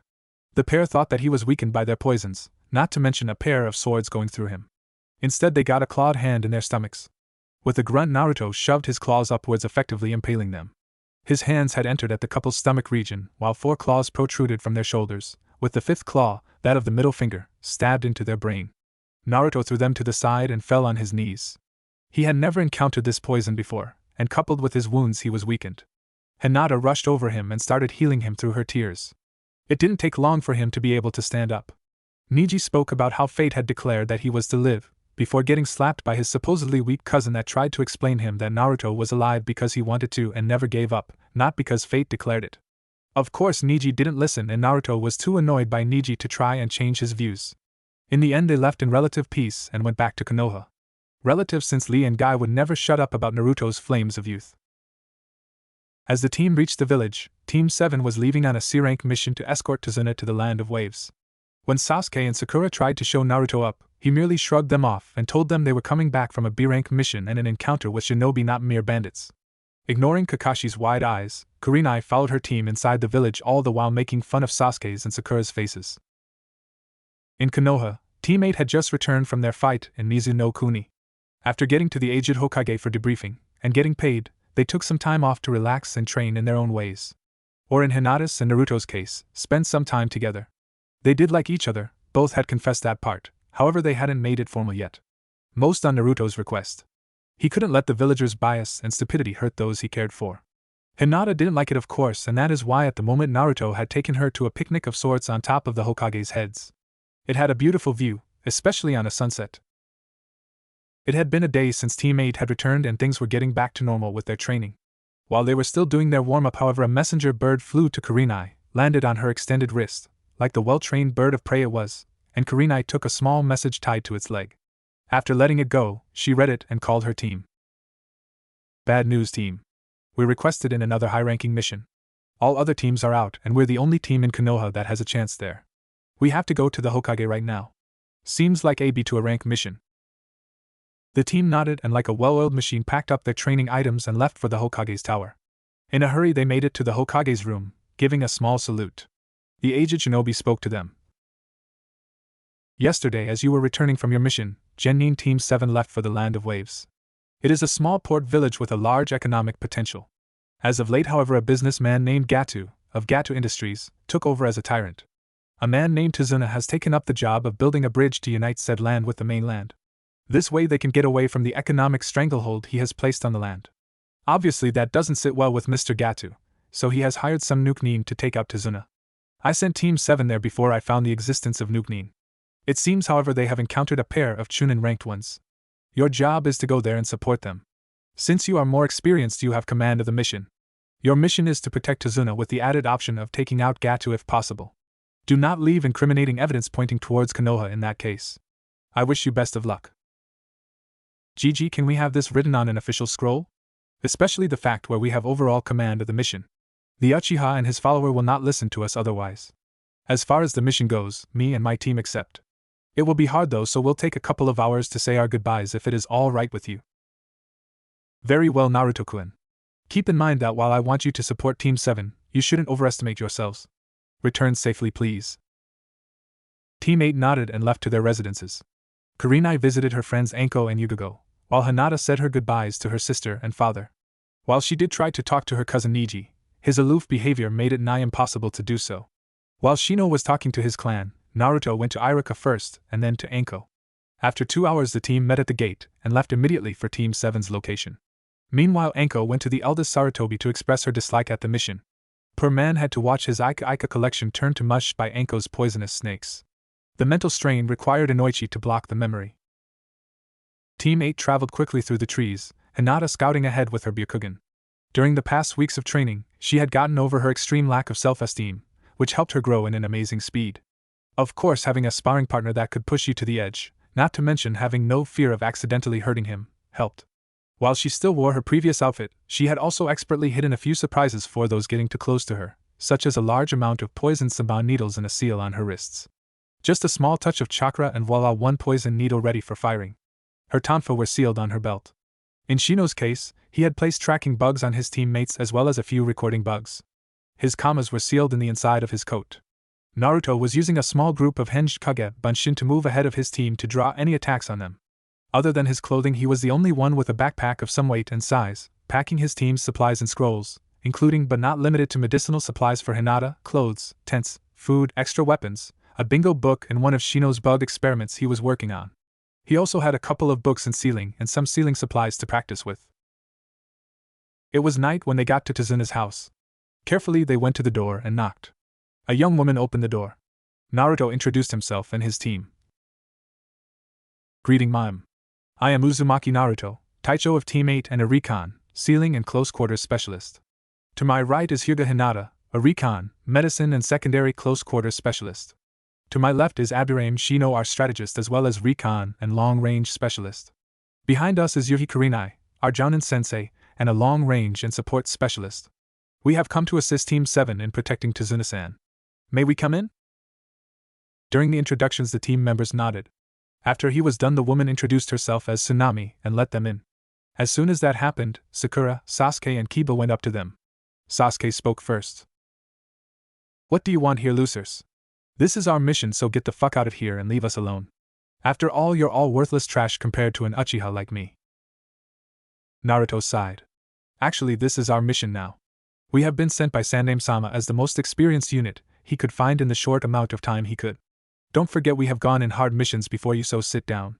In this scroll we have confirmation of taking over this mission, Uchiha, so sit down before I send you home. Got it? Sakura started shouting at Naruto, what the heck? This is our mission. Shut up, Naruto baka. Don't insult Sasuke-kun. He's so much better than you, you useless idiot. Her rant was abruptly stopped by a slap that came from Hinata of all people. Will you shut up, Haruno? We are taking over his mission, so shut the hell up, damn it. Kiba, have you guys set up a defensive perimeter or something? Sakura again interrupted. What defensive perimeter are you idiots talking about? Kiba just gave a negative answer. The ever-present Uchiha, however, asked them why they would need one in the first place. His presence alone would scare any enemies away. Team 8's thoughts, however. What the by Shino? Okay, that's stupid by Naruto. Are these people for real? By Hinata. Kakashi, either you suck as a sensei or these should be executed for sheer stupidity by Kurinai. Naruto sighed before replying. A defensive perimeter is set up around your charge to make sure noon gets close. It seems this team has no idea what it is, much less how to create one. Very well, we will create one instead. Shino, Hinata-chan? Let's do this. Kage Bunshin no Jutsu. Naruto summoned a group of clones, while Shino placed tracking and recording bugs on them. Meanwhile, Hinata made sure the area was clear. Naruto's clones then went at equal distances in a short, tight circle around the house so their heat vision mode would not let anyone get close, hinged themselves to stones and small plants, and waited just in case something happened. Kiba whistled at their cooperation. They didn't even need to speak with each other. Sasuke, on the other hand, went off to brood in a corner, with his faithful puppy named Sakura following. Kiba took Team 8 to Kakashi that was lying in a futon asleep due to chakra exhaustion. Hinata immediately got to treating him, as she was the only one with medical knowledge, not to mention that due to her Byakugan she was capable of properly infusing him with small doses of chakra to jumpstart his system. It took her an hour, but in the end Kakashi wasn't in the coma-like slumber of chakra exhaustion but in a restful sleep. Hinata made a mental note to ask Naruto about a new technique that came to mind. He seemed to have a talent for these things if one went by account that he already had a pair of unique jutsu. Naruto and Shino in the meanwhile were being briefed about everything that had occurred. Tazuna and Tsunami told Team 8 of what Gatu had put them through, the pain, the starvation, the fear they had experienced. The killing of their only hero. Naruto and his team were disgusted. They immediately agreed that they'd take out Gatu no matter what. Such scum should not be allowed to live. Some hours later, after dinner, Team 8 held a strategy meeting with the only member of Team 7 that was willing to cooperate, namely Kiba and his Nindog Akamaru. After hearing about every part of the battle, Shino concluded that Zabuza was alive, Taya ANBU level ally to boot. Considering that Kurenai was at a disadvantage against Zabuza and most probably his accomplice, their only way out of this safely was extra training. When Kiba made a move to suggest this to his team, Naruto shook his head.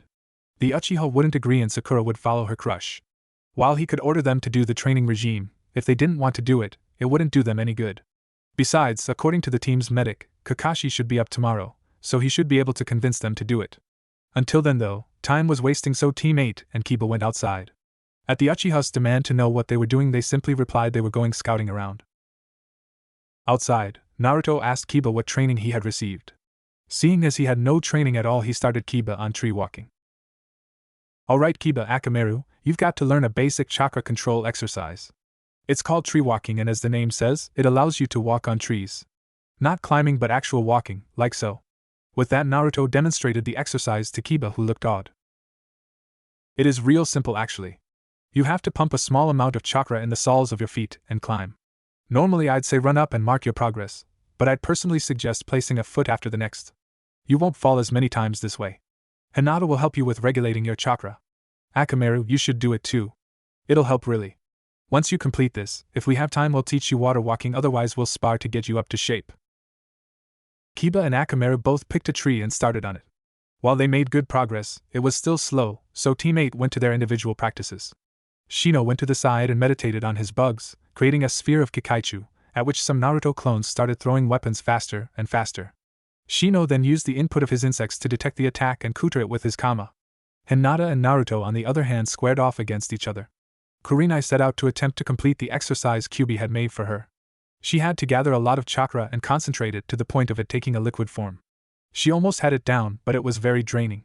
Thanks to that, however, her own chakra reserves had increased, as had her already impressive chakra control. She had asked Kyubi, through Naruto that is, if she could use a Kage Bunshin for it, but the ancient Bijou replied that she had to learn it with her body, to the point of being able to do it without too much focus. Kurenai sighed after her attempts failed for the third time that night. Kyubi was really a slave driver, very effective but a slave driver nonetheless. Next morning, Hitaki Kakashi woke up to the sound of people verbally tearing each other off. As he got up he saw the Hyuga heiress over him treating him with her Byakugan active. "Ohio Kakashi-san. How are you feeling?" she asked without stopping her treatment for a second, a treatment which consisted of using chakra bursts, much like Jukin to restore his chakra system. "Better already Hinata-san. I see that Sandame sent you and your team as backup. What's the fight down there for?" Hinata sighed a bit. It seems that Uchiha-san's pride simply doesn't let him get some things. He's been actually ordering Naruto-kun to teach him his jutsu. I wonder if Uchiha-san will survive the day this way. Naruto-kun is pretty annoyed. Anyway, here is some food you should have. I have healed most of your wounds and restored your chakra coils as much as I could. It is only a matter of time now to fully heal, and you should take it easy. Only very light exercise and chakra manipulation is allowed. No more than tree climbing for now. Otherwise the strain will hurt you. Now I'll leave you to get dressed. With that, Hinata left Kakashi to get dressed while she went downstairs to attempt and defuse the situation. Downstairs, Sasuke was yelling at the dobe to show him his jutsu because he was undeserving of its power. Shino sighed. This was really annoying even for the stoic bug user. Kurenai on the side was ready to mentally mutilate Sasuke. She wasn't a morning person, and yelling first thing in the morning really annoyed her, especially since she stayed out all night trying to complete her chakra manipulation. Naruto on the other hand was promptly ignoring Sasuke's existence, and was cooking something for the morning. Kiba had gone out to hunt something if he could. Sakura was busy trying to get Kurenai to punish Naruto for ignoring her Sasuke-kun.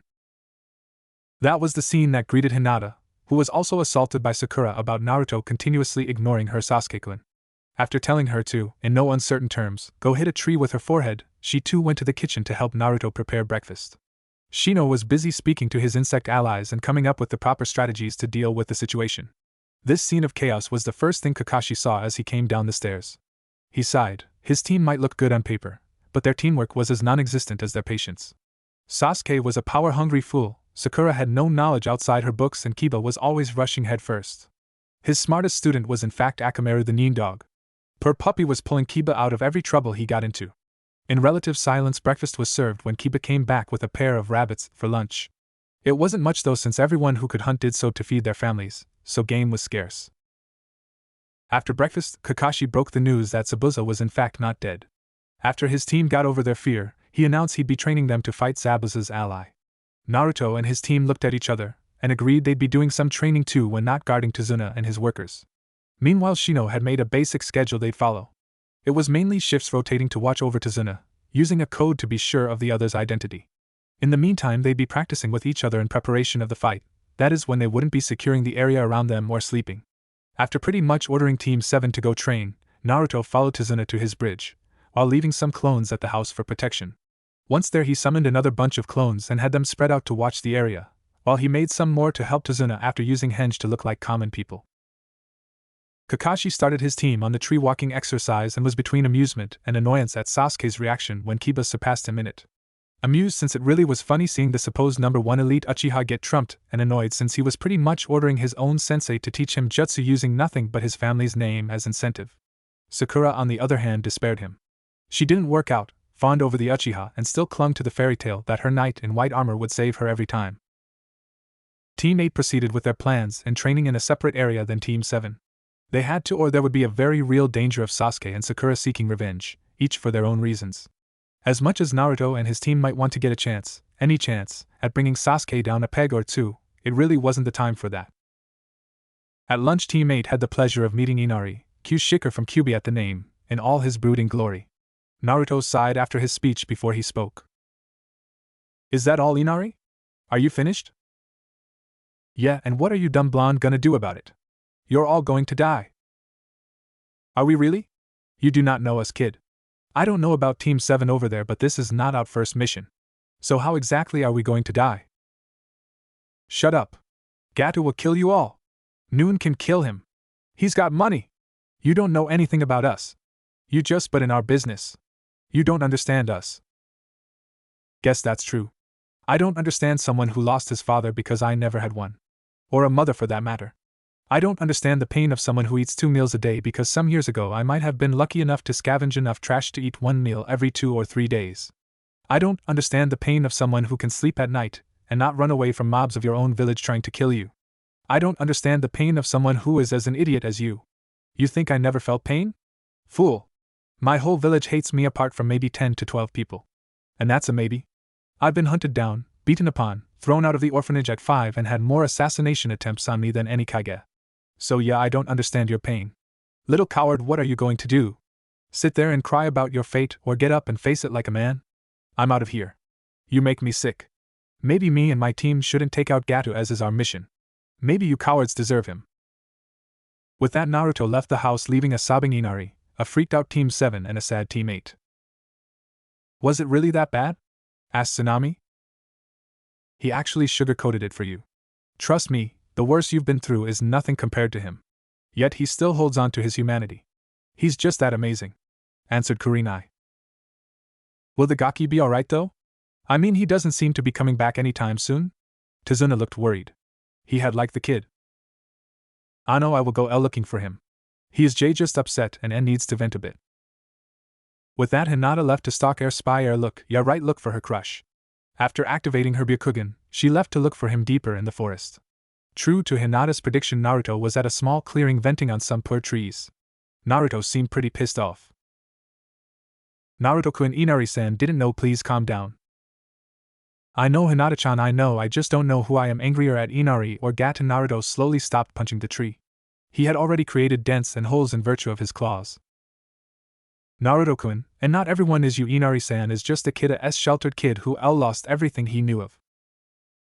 "I know, Hinata-chan, it's just so it reminds me of my past, how I felt."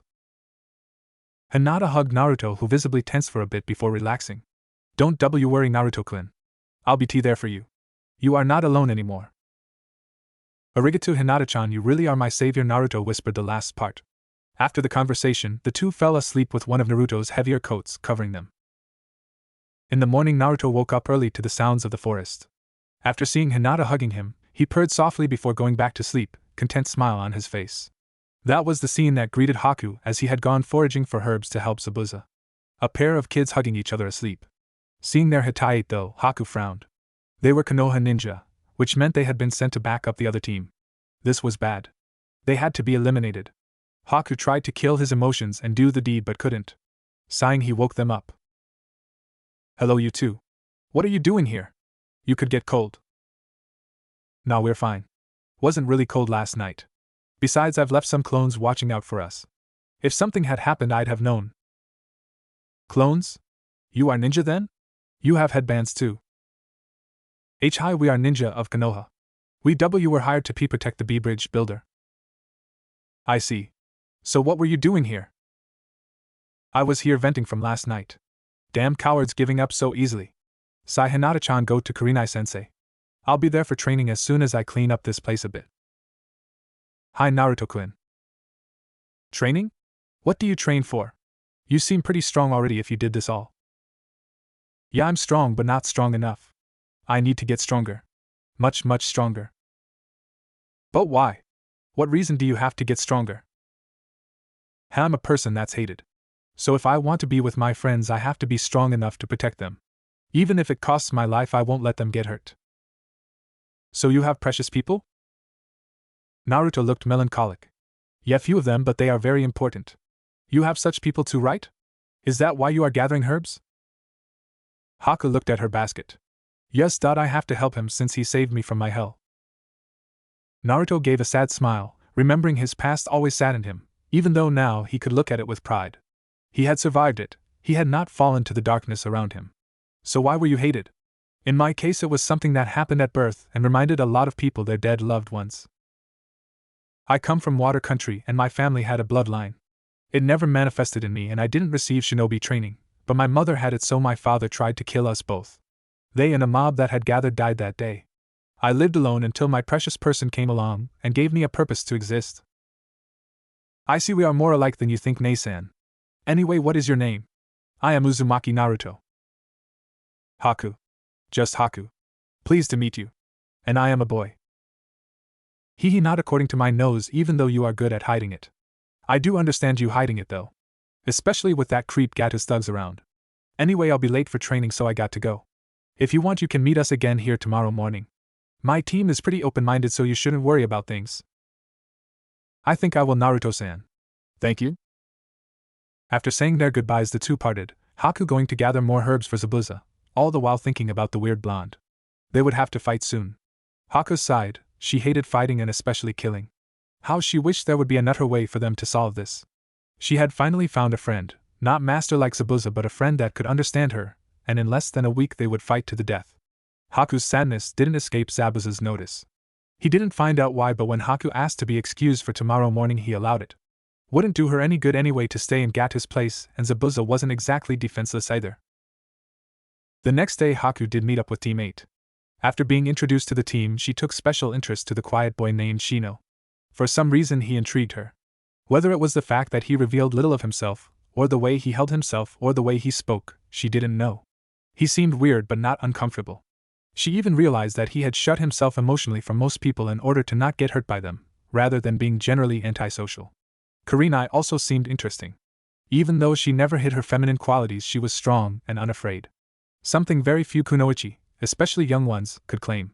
Haku was told a few things from all members of Team 8, such as what happened the day Naruto was born, though nothing of the seal was ever mentioned, the way Hinata was treated by her own father, and Shino's loneliness when it came to people outside his clan. Unfortunately, Haku also had the bad luck of meeting Team 7. While glad that neither Kakashi or Kiba recognized her, she was angered by the other two team members. Kiba might have been a bit too straightforward in his advances towards a cute girl, as he put it, but it was nothing compared to the other two. When Sasuke found out Haku had a latent bloodline, he practically demanded she be given to him as a way of strengthening the Sharingan. Of course, this caused Sakura to repeatedly screech and insult her for stealing her Sasuke-kun, no matter how many times Haku refused to accept Sasuke's rather foolish proposals. In the end, Sasuke was punished by Shino, who disabled them both with his Kikai bugs. Despite these two, however, Haku had a good time, perhaps one of the few happy times in the tired Oinin's life. It caused her that much more grief too, that she would have to fight them soon if only something could have worked out. Haku didn't sleep well the next days, dreading the day she would have to fight and possibly kill again. Zabuza noticed it, but when he inquired his ally, the only thing he got was Haku's insistence to abandon the job and just leave. Zabuza, of course, did not accept this. He was a proud shinobi and would see to it to the end. His honor demanded no less. That night Haku slept lightly, not once letting go of Team 8's gift to her. A tiny stylized silver pendant in the shape of a snowflake. It took Naruto, Shino, and Hinata a long time to make it, and it wasn't that expensive. It was, however, something that Haku treasured. Finally, the morning Haku dreaded came. Stealing her heart, she showered, ate an early breakfast, and got ready for the fight against her friends. It was time for Haku the friend to fade away and Haku the shinobi to emerge. It was time for battle and blood. Naruto woke up with a start. Something was wrong today. Naruto woke up his team before sunup. They had to speak and prepare. Naruto-kun, what's up? Asked Hinata as she was preparing breakfast. Why waste time after all? Hinata-chan, I have this nasty feeling you said that Kakashi-san has recovered today, right? Hi Naruto-kun. He recovered completely yesterday. He should be in T-top form today. Then Shino, from today on we stopped training. Most probably Zabuza has recovered as well.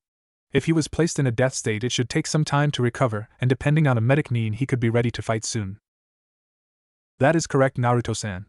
I came to this conclusion myself. The two teams must split between guarding Tazuna-san and his family.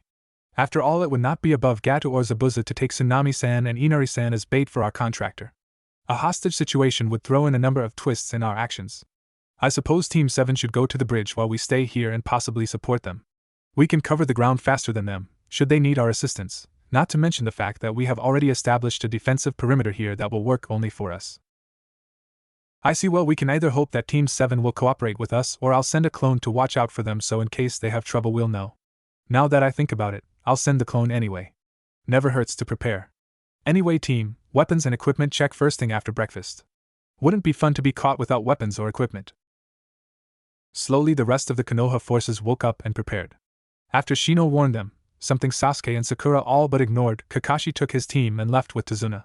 Truthfully, the man wanted Team 8 with him, but he understood that the bespectacled kid had a plan and knew better. Besides, it seemed like Cyclops was a respected shinobi. No, it was the cocky brat and the pink-haired one. Is that even normal? He asked himself quite often, that he didn't quite trust. Naruto secretly sent a couple of henge clones with Kakashi, since the man understood what had to be done. Should trouble appear, a clone would dispel, letting Naruto know, and in case Kakashi and the rest were captured, the backup clone would dispel as well, after a time letting Naruto track them down. After a hearty breakfast, at least for Kiba and Sasuke, as Sakura was once again on a diet, Team 7 left for the bridge. It had been only a couple of hours since Team 7 left when the defensive perimeter was triggered by a pair of Ronin. After being neutralized by Naruto's clones, Team 8 interrogated them. They said they were going to kidnap Tsunami and use her to force Tazuna to give up. Naruto nodded to Hinata and the two sped off to the bridge. Shino stayed back to protect the family since he was best suited at fighting a large amount of weak enemies. At the bridge, Sasuke and Kiba were doing their best to survive Haku's demonic ice mirrors. Akamaru being out for the count, albeit alive, Kiba was doing his best to protect his packmate. Said packmate, however, wasn't as protective of Kiba and Sasuke, being Sasuke constantly charged the Einin that had trapped them, instead of trying to stall for time as Kiba had suggested. When all of a sudden Sasuke could actually see Haku's movements, and his eyes turned red, Sasuke was filled with pride. He had activated his Sharingan. Now all the power was in his grasp.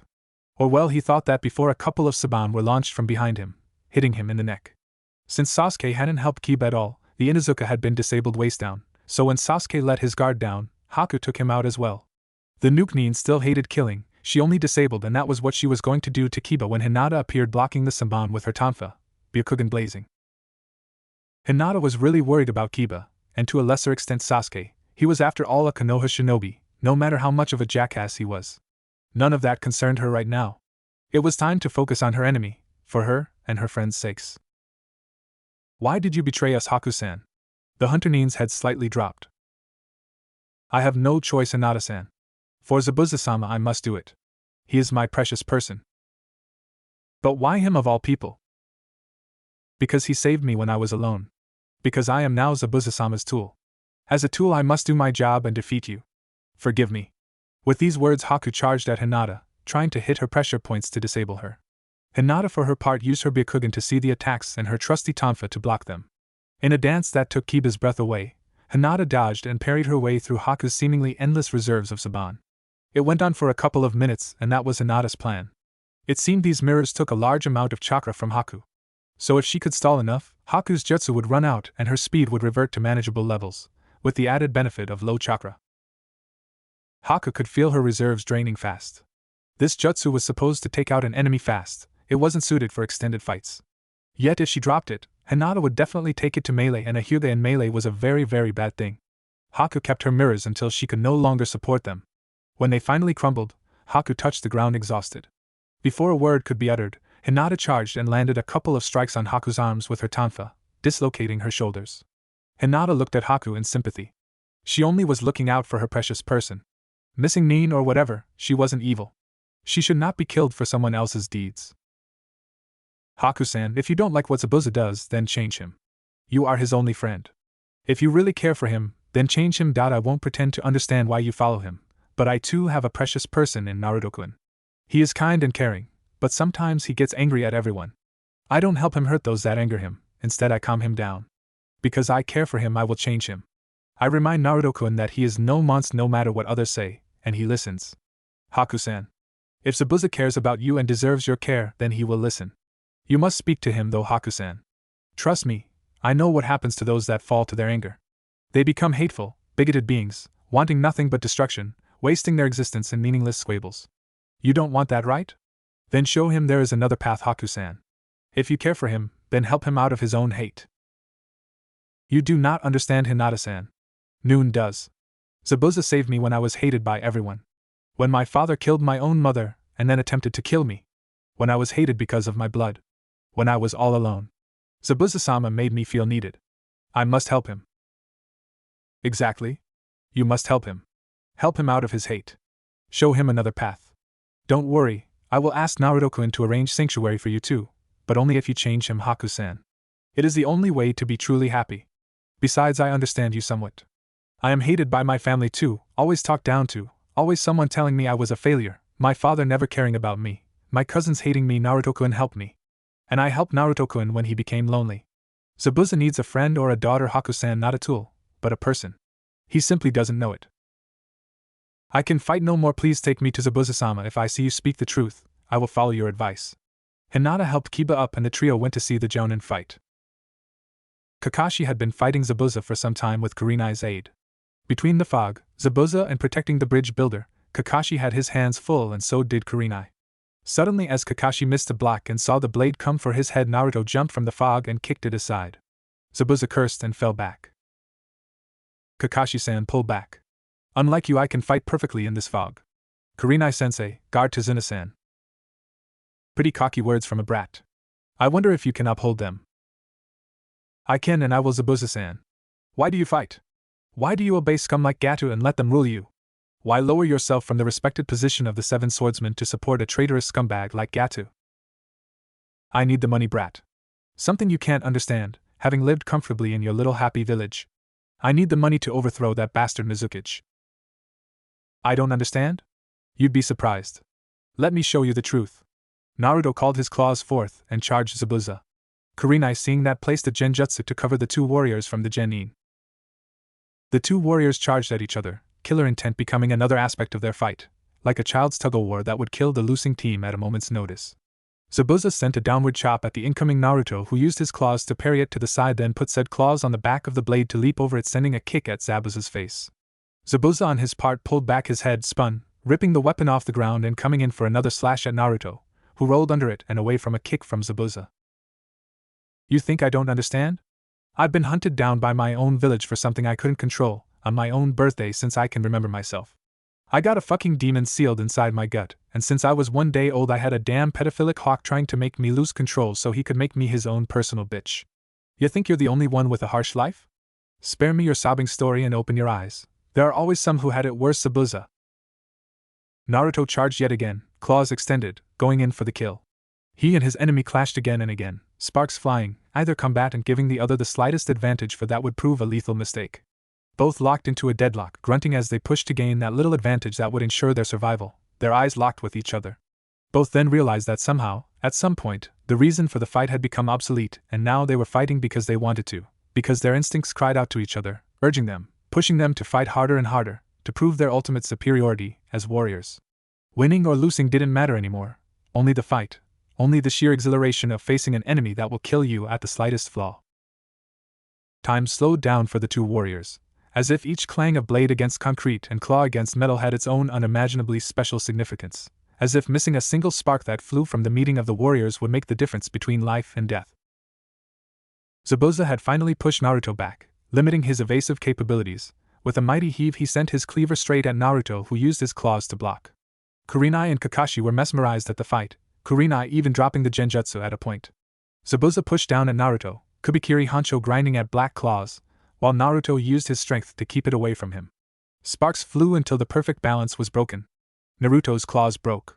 Naruto kicked the ground, launching himself away from Zabuza, barely escaping death, instead getting only a long gash on his left side from the massive cleaver. Kakashi made to help, but Kurenai held him back. Kakashi nodded once. Naruto had to do this, it was his fight. Unnoticed to the two jounin, or perhaps they had noticed yet didn't react, Hinata and Haku were watching the fight. Haku had never seen Zabuza so free, so unrestrained, so completely devoted to a fight. Naruto glared at Zabuza. Inside his mind Kyuubi roared. It was time. Naruto closed his eyes as Kyuubi's voice echoed. Observe, evolve, overcome. Observe, evolve, overcome. Observe, evolve, overcome. Naruto started mouthing the mantra. Observe, evolve, overcome. Naruto's determination once more burst through as he opened his eyes. Zabuza held back a breath. These eyes so human and yet so powerful. Naruto's voice rose in intensity. Observe, evolve, overcome. Something started changing inside Naruto. Something he hadn't felt for years came back to him, and he smiled. He knew what it was. He was changing again. Observe, evolve, overcome.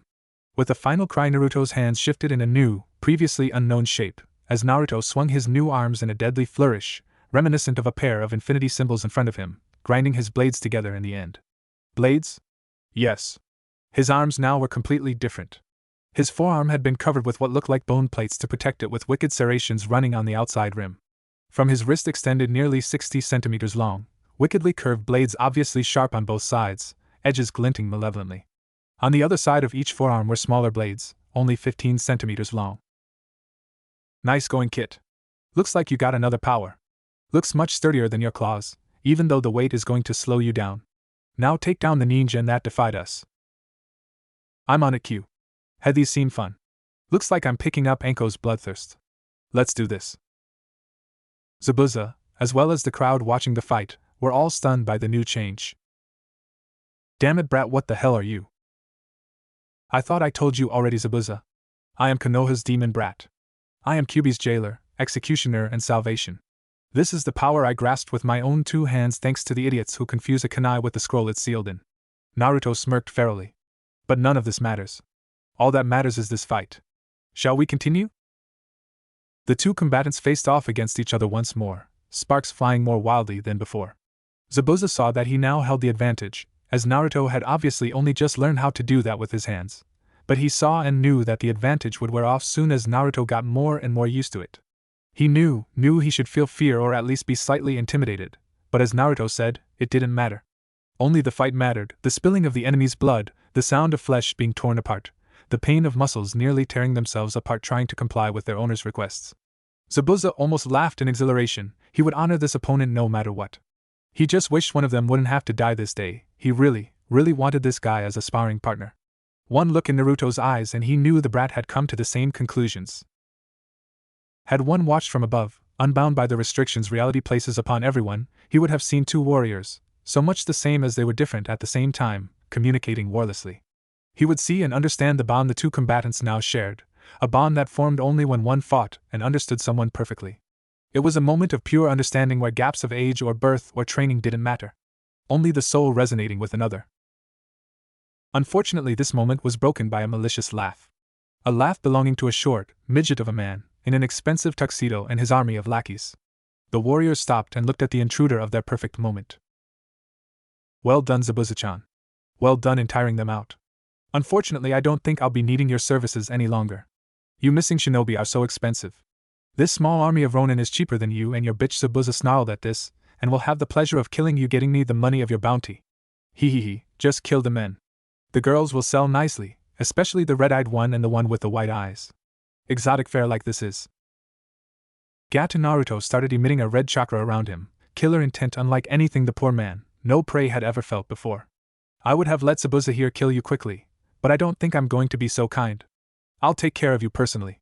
Zabuza, Kakashi, how about a small competition? Winner gets a favor from the other two. Sure, brat, haven't had a challenge in I don't know 20 seconds? And why not? They are scum that will come back if we don't deal with them. Very well, the deal is made. Gatu, your soul is forfeit. Ninpu, Nibai Kitsune Kuchios no Jutsu, Kage to Kaze, Ninja Art, Double Kitsune Summoning Technique Kage and Kaze. Naruto used his elongated fangs to nick the thumb of both hands he had reformed while speaking to Gatu and placed them on the ground. 2 puffs of smoke later, a pair of kitsune stood there. One was a black-colored, 3-tailed, red-eyed kitsune about as large as a small horse. On the other side stood a 2-tailed kitsune, this one blue and white-tipped, with nearly glowing blue eyes. The black one spoke first. Who do you want me to kill today, Uzumaki? To be followed by the white-blue one. Ye, Naruto-sama called me again. So? What do you want us to do? Huh. Kage, go with Kakashi, Kaze with Zabuza. Time for slaughter. Leave none alive. The 2 foxes jumped to their respective charges, while their summoner reformed his weaponry. Kage literally jumped into Kakashi's shadow, the shadow that became twice as thick as before, almost as if it was absorbing light. Kaze, on the other hand, leapt to Zabuza's side, yipped a couple of times as he started running around him, faster and faster, becoming progressively invisible, covering Zabuza in what seemed like a cloak of wind, though an experienced wind user would realize it was an armor made of wind blades, one strong enough to block next to any physical assault. All 3 shinobi grinned fairly, while Kakashi seemed to grin, one could never tell with that mask of his. The 3 shinobi charged at the throng of enemies ahead. Or Naruto charged through them while his allies, who obviously didn't share his suicidal tendencies, chose to take on their enemies few at a time.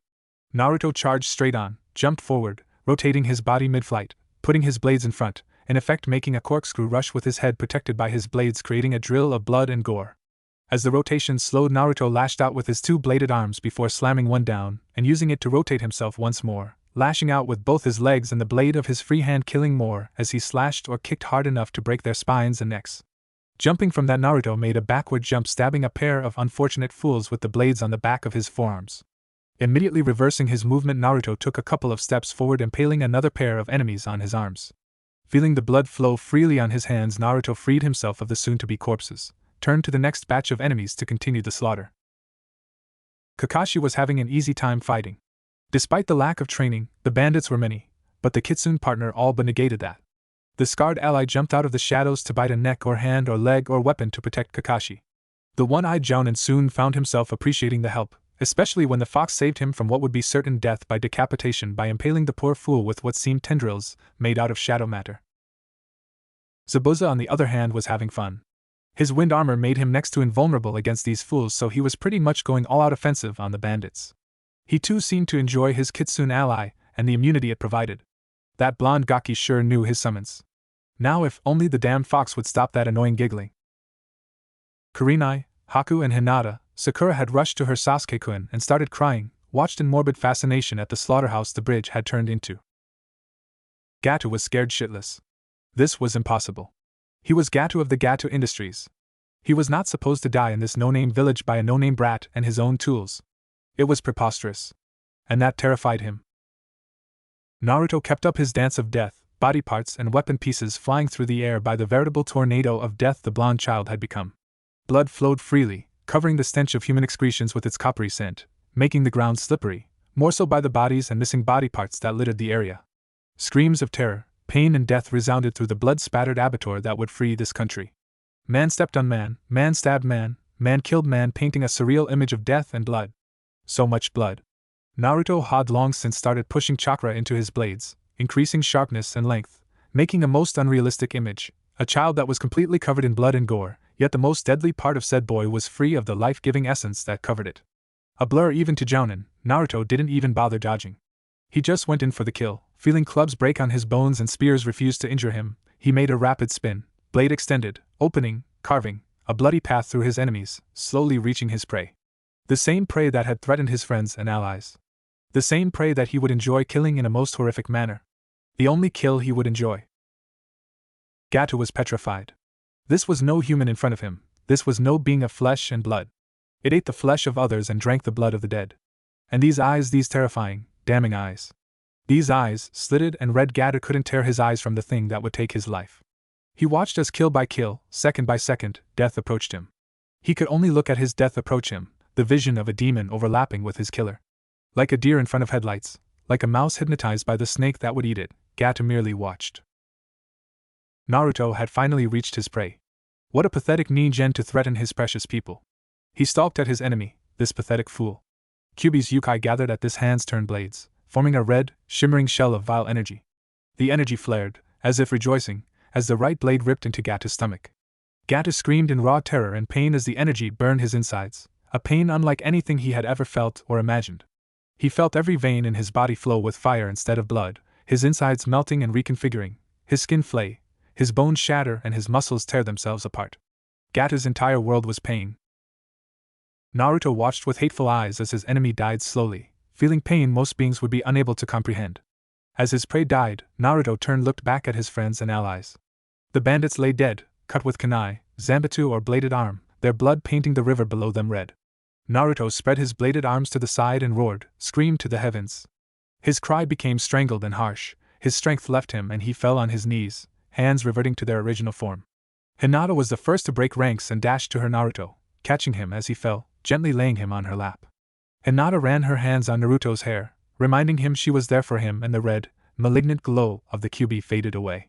Kakashi turned to Zabuza and Haku, making sure they wouldn't turn on them while Kurenai and a newly arrived Shino rushed to Naruto's side.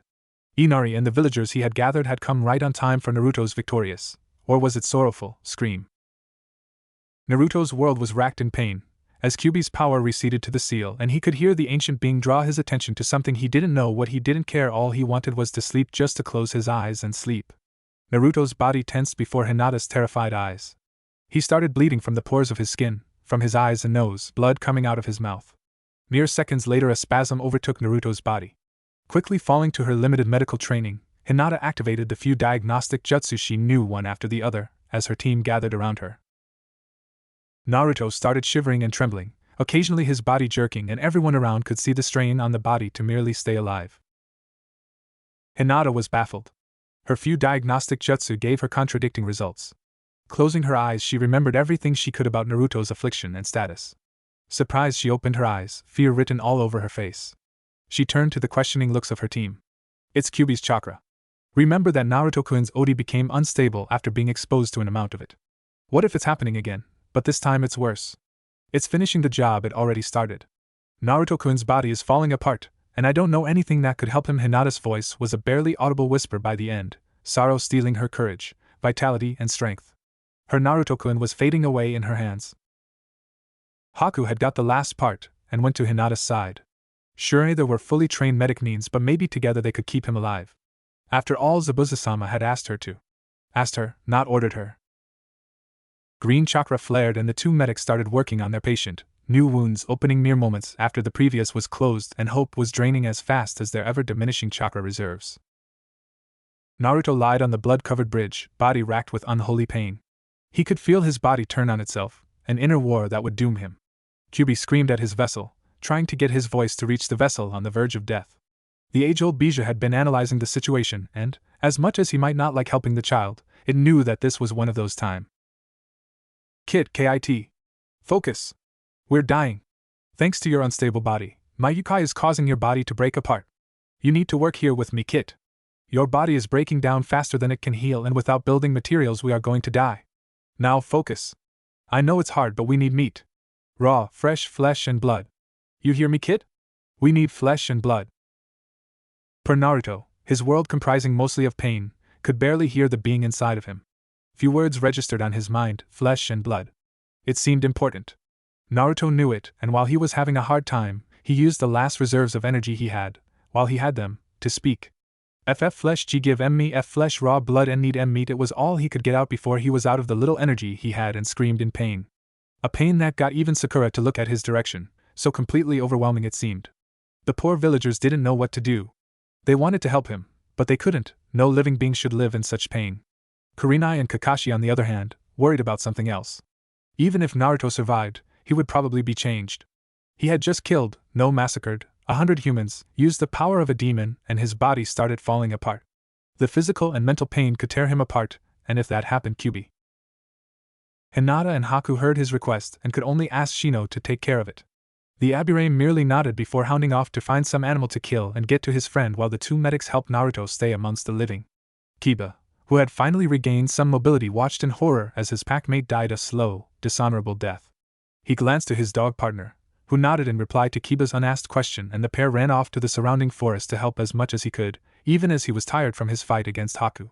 If Naruto could endure that pain, so would he. Haku and Hinata, aided by Kakashi and surprisingly enough Zabuza, took the trembling Naruto to Tazuna's home to take better care of him. Kurenai was beside herself with worry.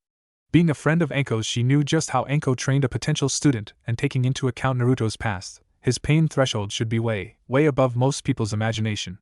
Yet to hear him scream in pain, Anko herself had told her that Naruto had enough of a pain threshold to take a tanto through his gut, one of the most painful wounds possible, often compared in intensity with a strike to the genitals, without so much as grunting. To hear him scream in agony kami above, even if he got through this ordeal alive, his mind could be shattered. Thankfully enough, Kurenai, being a genjutsu specialist, knew of the workings of the mind, enough to at least identify some heavy problems before they became too heavy to treat. Kiba and Akamaru were literally scouring the entire forest in search for meat, their muscles resisting every motion and their chakra painful since they had taken 2 Hyrangan, soldier pill, near-instant restoration of chakra at the cost of physical pain from the strain when molding. Daily safety limit is 3, 4 or more could cause death by chakra depletion or physical exhaustion. Kiba had already been lucky enough for Akamaru to spot a pair of rabbits in a hole, which he had bagged already, but Kiba suspected from the severity of the wounds that it would probably not be enough. Suddenly his radio buzzed. It was Shino. "Inuzuka-san, I have located a possible prey, an aged deer. Return to the client's home, I shall be there shortly." Kiba merely grunted in reply before making way at their HQ. Quickly making way at the screaming Naruto's room, he unsealed the 2 rabbits from a scroll and tossed them to Hinata before slumping down in a heap. His packmate had earned some more time, and Shino was bringing up the rear. Kiba managed to give a weak smile to Akamaru before falling asleep. Hinata quickly took out a kunai and cut the rabbit to pieces. Her chakra was so low it hurt to even hold her hands steady when patching Naruto up as much as she could in her limited resources. Quickly making way to Naruto, she literally gutted it open, letting the blood, gore and intestines fall into Naruto's mouth, while Haku lifted the poor boy's head up so he wouldn't choke. Naruto could feel a taste through his pain, a taste calling to him. He knew he had to eat it, even though he could barely move.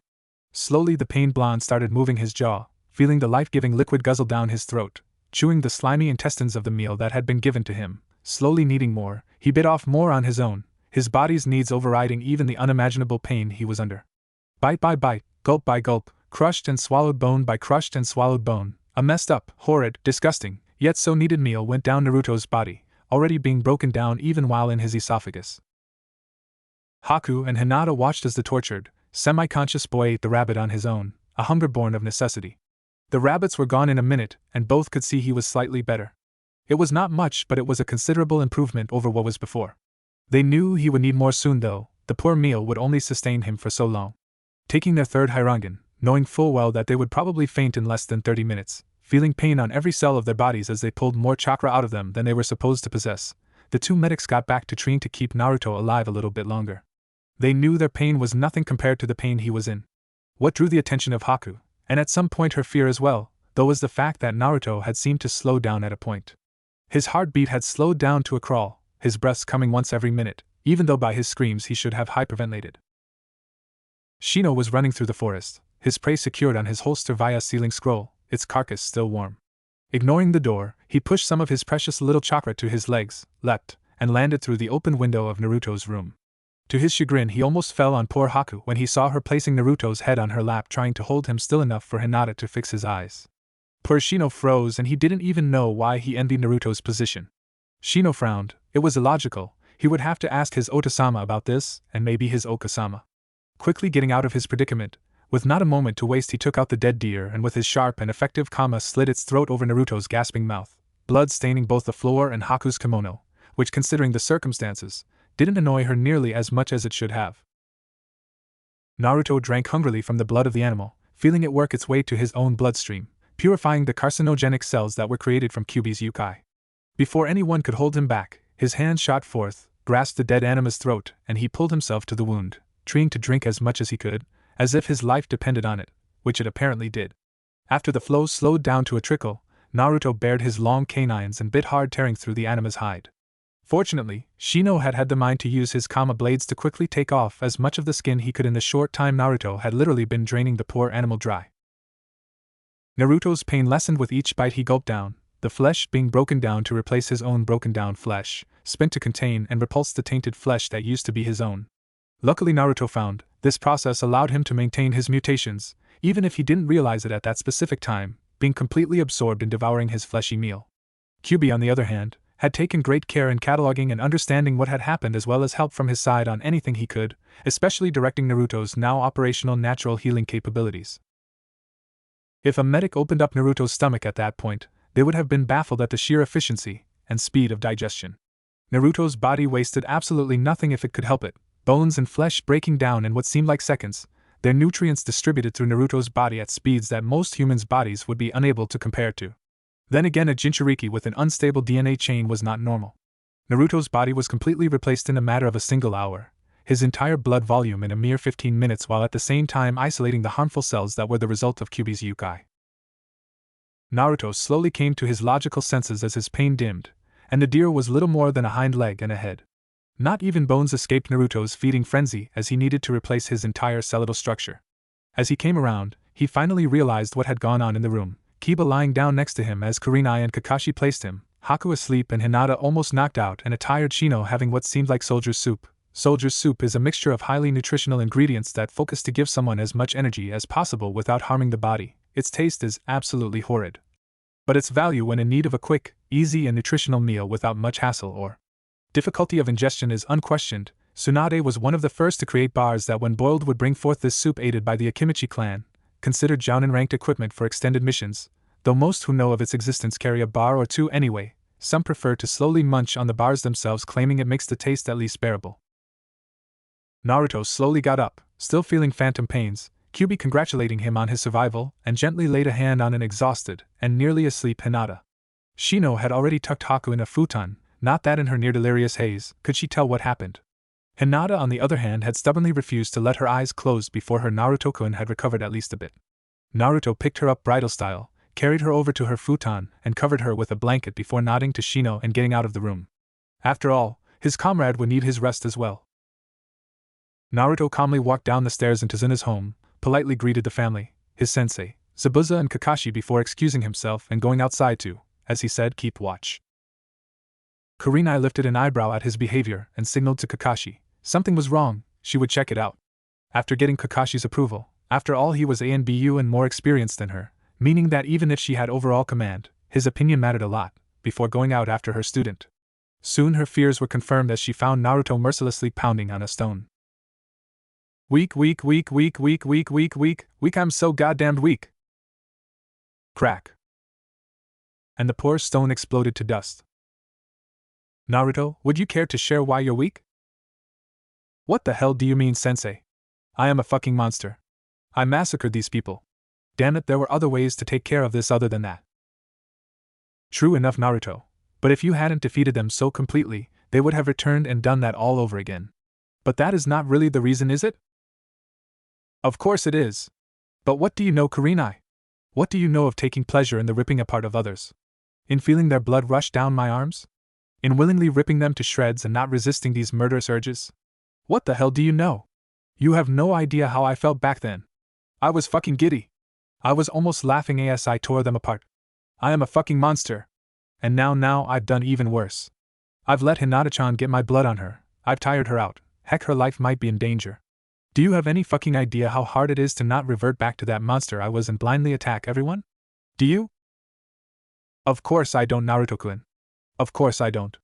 After all, I was entrusted with keeping a demon down. But let me tell you, you are not as much of a monster as you think you are. I too have felt such things, I too have done such things. Mutilated the minds of others, over and over again blasting the minds of my enemies. But I know a few things about what you feel. And I know it's not healthy to keep it all bottled up. I know Enko did that as well. I saw my best friends go insane by keeping these things inside. Naruto, come here and let it all out. Naruto slowly, unsurely, walked towards his sensei. It's so hard, sensei, so fucking hard. I can still feel the call to murder and slaughter even when Kyuubi himself doesn't want to. Even when he tells me not to listen to it, I still feel it. I almost killed Hinata-chan, not just with her exhausted chakra when I came around. Let it all out, Naruto. If you have to cry, so be it. Don't let your emotions bottle up. Kurenai gently hugged the distraught youth, him flinching at the touch as if afraid he would taint her. Kurenai realized. I almost hurt her, I almost snapped her neck, sensei, I almost killed Hinata-chan. I felt the need, the desire to rip her apart, kill her, maim her, feel her blood flow, watch the life fade from her eyes, sensei. Naruto slowly broke down, crying in Kurenai's embrace. He cried for his burden, his curse, the hate he had endured, the pain he caused, his lost innocence, the lives he took, the lives he almost took. Kurenai could only watch and hold Naruto as he cried in what seemed the first time since his birth. She really had no idea how close she was to that observation, holding the little boy, running her hands through his hair, calming him down with relaxing words, trying desperately to bring the smiling Naruto back. Kakashi watched from a distance at the boy's mourning, hearing its soul-wrenching cries, and found himself wondering, how could a demon cry like this? How could he be a demon if he could shed tears like this? If only the rest of the village knew as well. Kakashi sighed and turned around, looking at Zabuza's grim presence behind him. The brat's gonna be fine, Hitaki. He's got more strength in him than you can imagine. Hey, I should know. I fought him. Fighting is not the same as this, Zabuza. Then again, you may never have been taught that in Kiri. Oh, spare me the emotional talk, Leaflet. I know him better than you can imagine. It is often said that you can learn more about someone in 5 minutes of all-out fighting than in 5 years of talking. I'm telling ya, don't count the brat out yet. You didn't see him. You didn't see his eyes as we fought, didn't see the sheer determination burning inside them. Heck, I've got half a mind to follow your will of fire thing after seeing him. This Gaki's tough, maybe tougher than me. He'll be fine. Maybe not like before, but he'll pull through. Maybe he'll survive, but surviving and living are two different things, Zabuza. Oh, how much faith you have, Cyclops. I'm telling ya, the brat may change a bit, but he'll be fine. He's as pure as Haku, and that's more than I can say about either of us.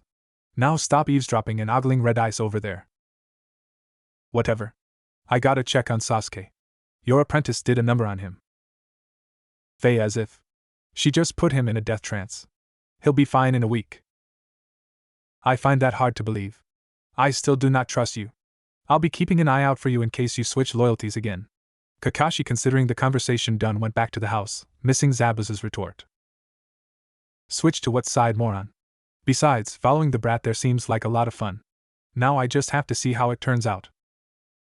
Meanwhile, Naruto cried his eyes out, exhausting the meager reserves of energy he had recovered, slowly falling asleep. Kurenai picked up the exhausted Naruto up and carried him over to the house. In the entrance, Zabuza turned to her. I'm no good at the mushy stuff, so I'll keep out of it. Just make sure the brat is back. He's one of the few to have earned my respect, and I'm not talking power. Arigato, Zabuza-san. I didn't know you cared. Doesn't seem to agree with your bloodthirsty profile. Hey, I'm not a killer 24/7. I got a kinder side, well, sorta. Just keep I'm safe and I'll be at your side. See ya tomorrow, Red Ice. Kurenai uncharacteristically blushed as Zabuza brushed past her, his cool and collected demeanor a sharp contrast to the usually brash-looking Nuke-Nin. After Kurenai put Naruto to sleep, she went to her own room to sleep. In the morning, Naruto woke up early on and left to gather supplies. Grabbing a heavy rock, he dived in the lake, his evolved lungs keeping him oxygenated for minutes, and used a makeshift spear to catch some fish for breakfast. Coming back to the client's house, he was treated to a glomp by a worried halfway to death Hinata and a scolding from Kurenai. After assuring her he was fine, he brought in the food for the family. All seemed relatively normal, but if one cared enough, he could notice several differences. Shino would continuously steal glances at Haku, Naruto seemed to be avoiding Hinata, and Kurenai would continuously refuse to look in Zabuza's way. The morning proceeded fairly normally, even though Sasuke was still out for the count and had Sakura serve as a nurse, refusing Haku or Hinata from taking care of him in fears of stealing him away from her, and Naruto got to ask his favors from the Jounin. From Kakashi he asked to get a book of even more advanced seals, specifically the treatise on arrays and seals for the experienced by Namikaze Minato, a rare and precious work, with only a pair or so copies still in existence. From Zabuza he gained the exact thing the man would have asked of the kid, a lifetime sparring partner. Stating that Zabuza was a much better sparring partner than Kakashi, he got a hateful glare from the Uchiha as he had wanted to steal Zabuza's jutsu. Kakashi had attempted to interrogate Naruto on the nature of his skills, once even to the point of threatening with rank. Naruto, for the last time I demand you explain the skills you presented on the bridge. I want to know what jutsu you used as well as how you got the summons. Sheesh, Kakashi-san, if I didn't know better I'd suspect you want me to give everything up, Sasuke. Which is pretty much what you want me to do, don't you? You are not my sensei and have no authorization over me. Deal with it. Genin Uzumaki, you will cooperate with me. I am a Jounin, got it? Which means I do have superiority over you. But you don't have superiority over the Hokage Kakashi. I'll tell you something though. The red chakra was Kyuubi's, but it's how the seal is supposed to act. It seems Sandaime-sama has not disclosed all information to you. The seal is made to enable me to access Kyuubi's chakra in order to strengthen myself by entering a feral state no different from the Inuzuka clan. Naruto turned to leave but Kakashi grabbed him by the shoulder. Naruto, you will comply by my commands, damn it. Hatake, I suggest retrieving your arm, or I will take it off. Go to you, boy toy, and leave me alone.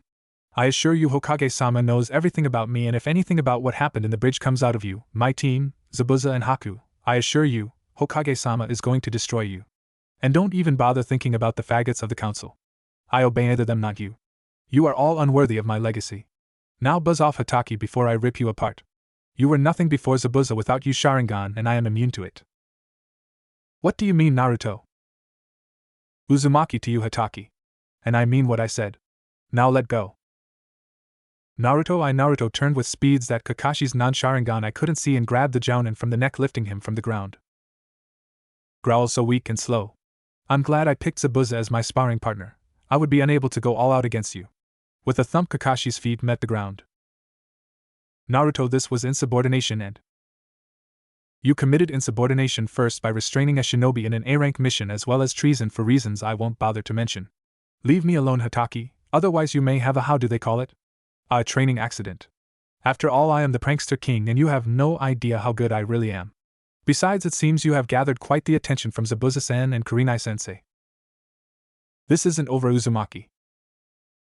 Hey, it will be over by the Chunin exams, and you'll be begging for my forgiveness, Hatake. For now, go train the loser you consider a genius. Kakashi growled before leaving to train Sasuke in the use of the Sharingan. Naruto, on the other hand, gathered the rest of his team, set up a defensive perimeter, and together with Kiba, they started analyzing everything, from tactics to imaginary situations, in an attempt to continue improving even when they couldn't work out in a physical manner. Especially Haku's and Zabuza's experiences proved beneficial, since being Nukenin they had come across some very weird situations. One of the conversations was about Naruto's backlash from the red energy of the Kyuubi. Kiba was let in on that shortly after they met,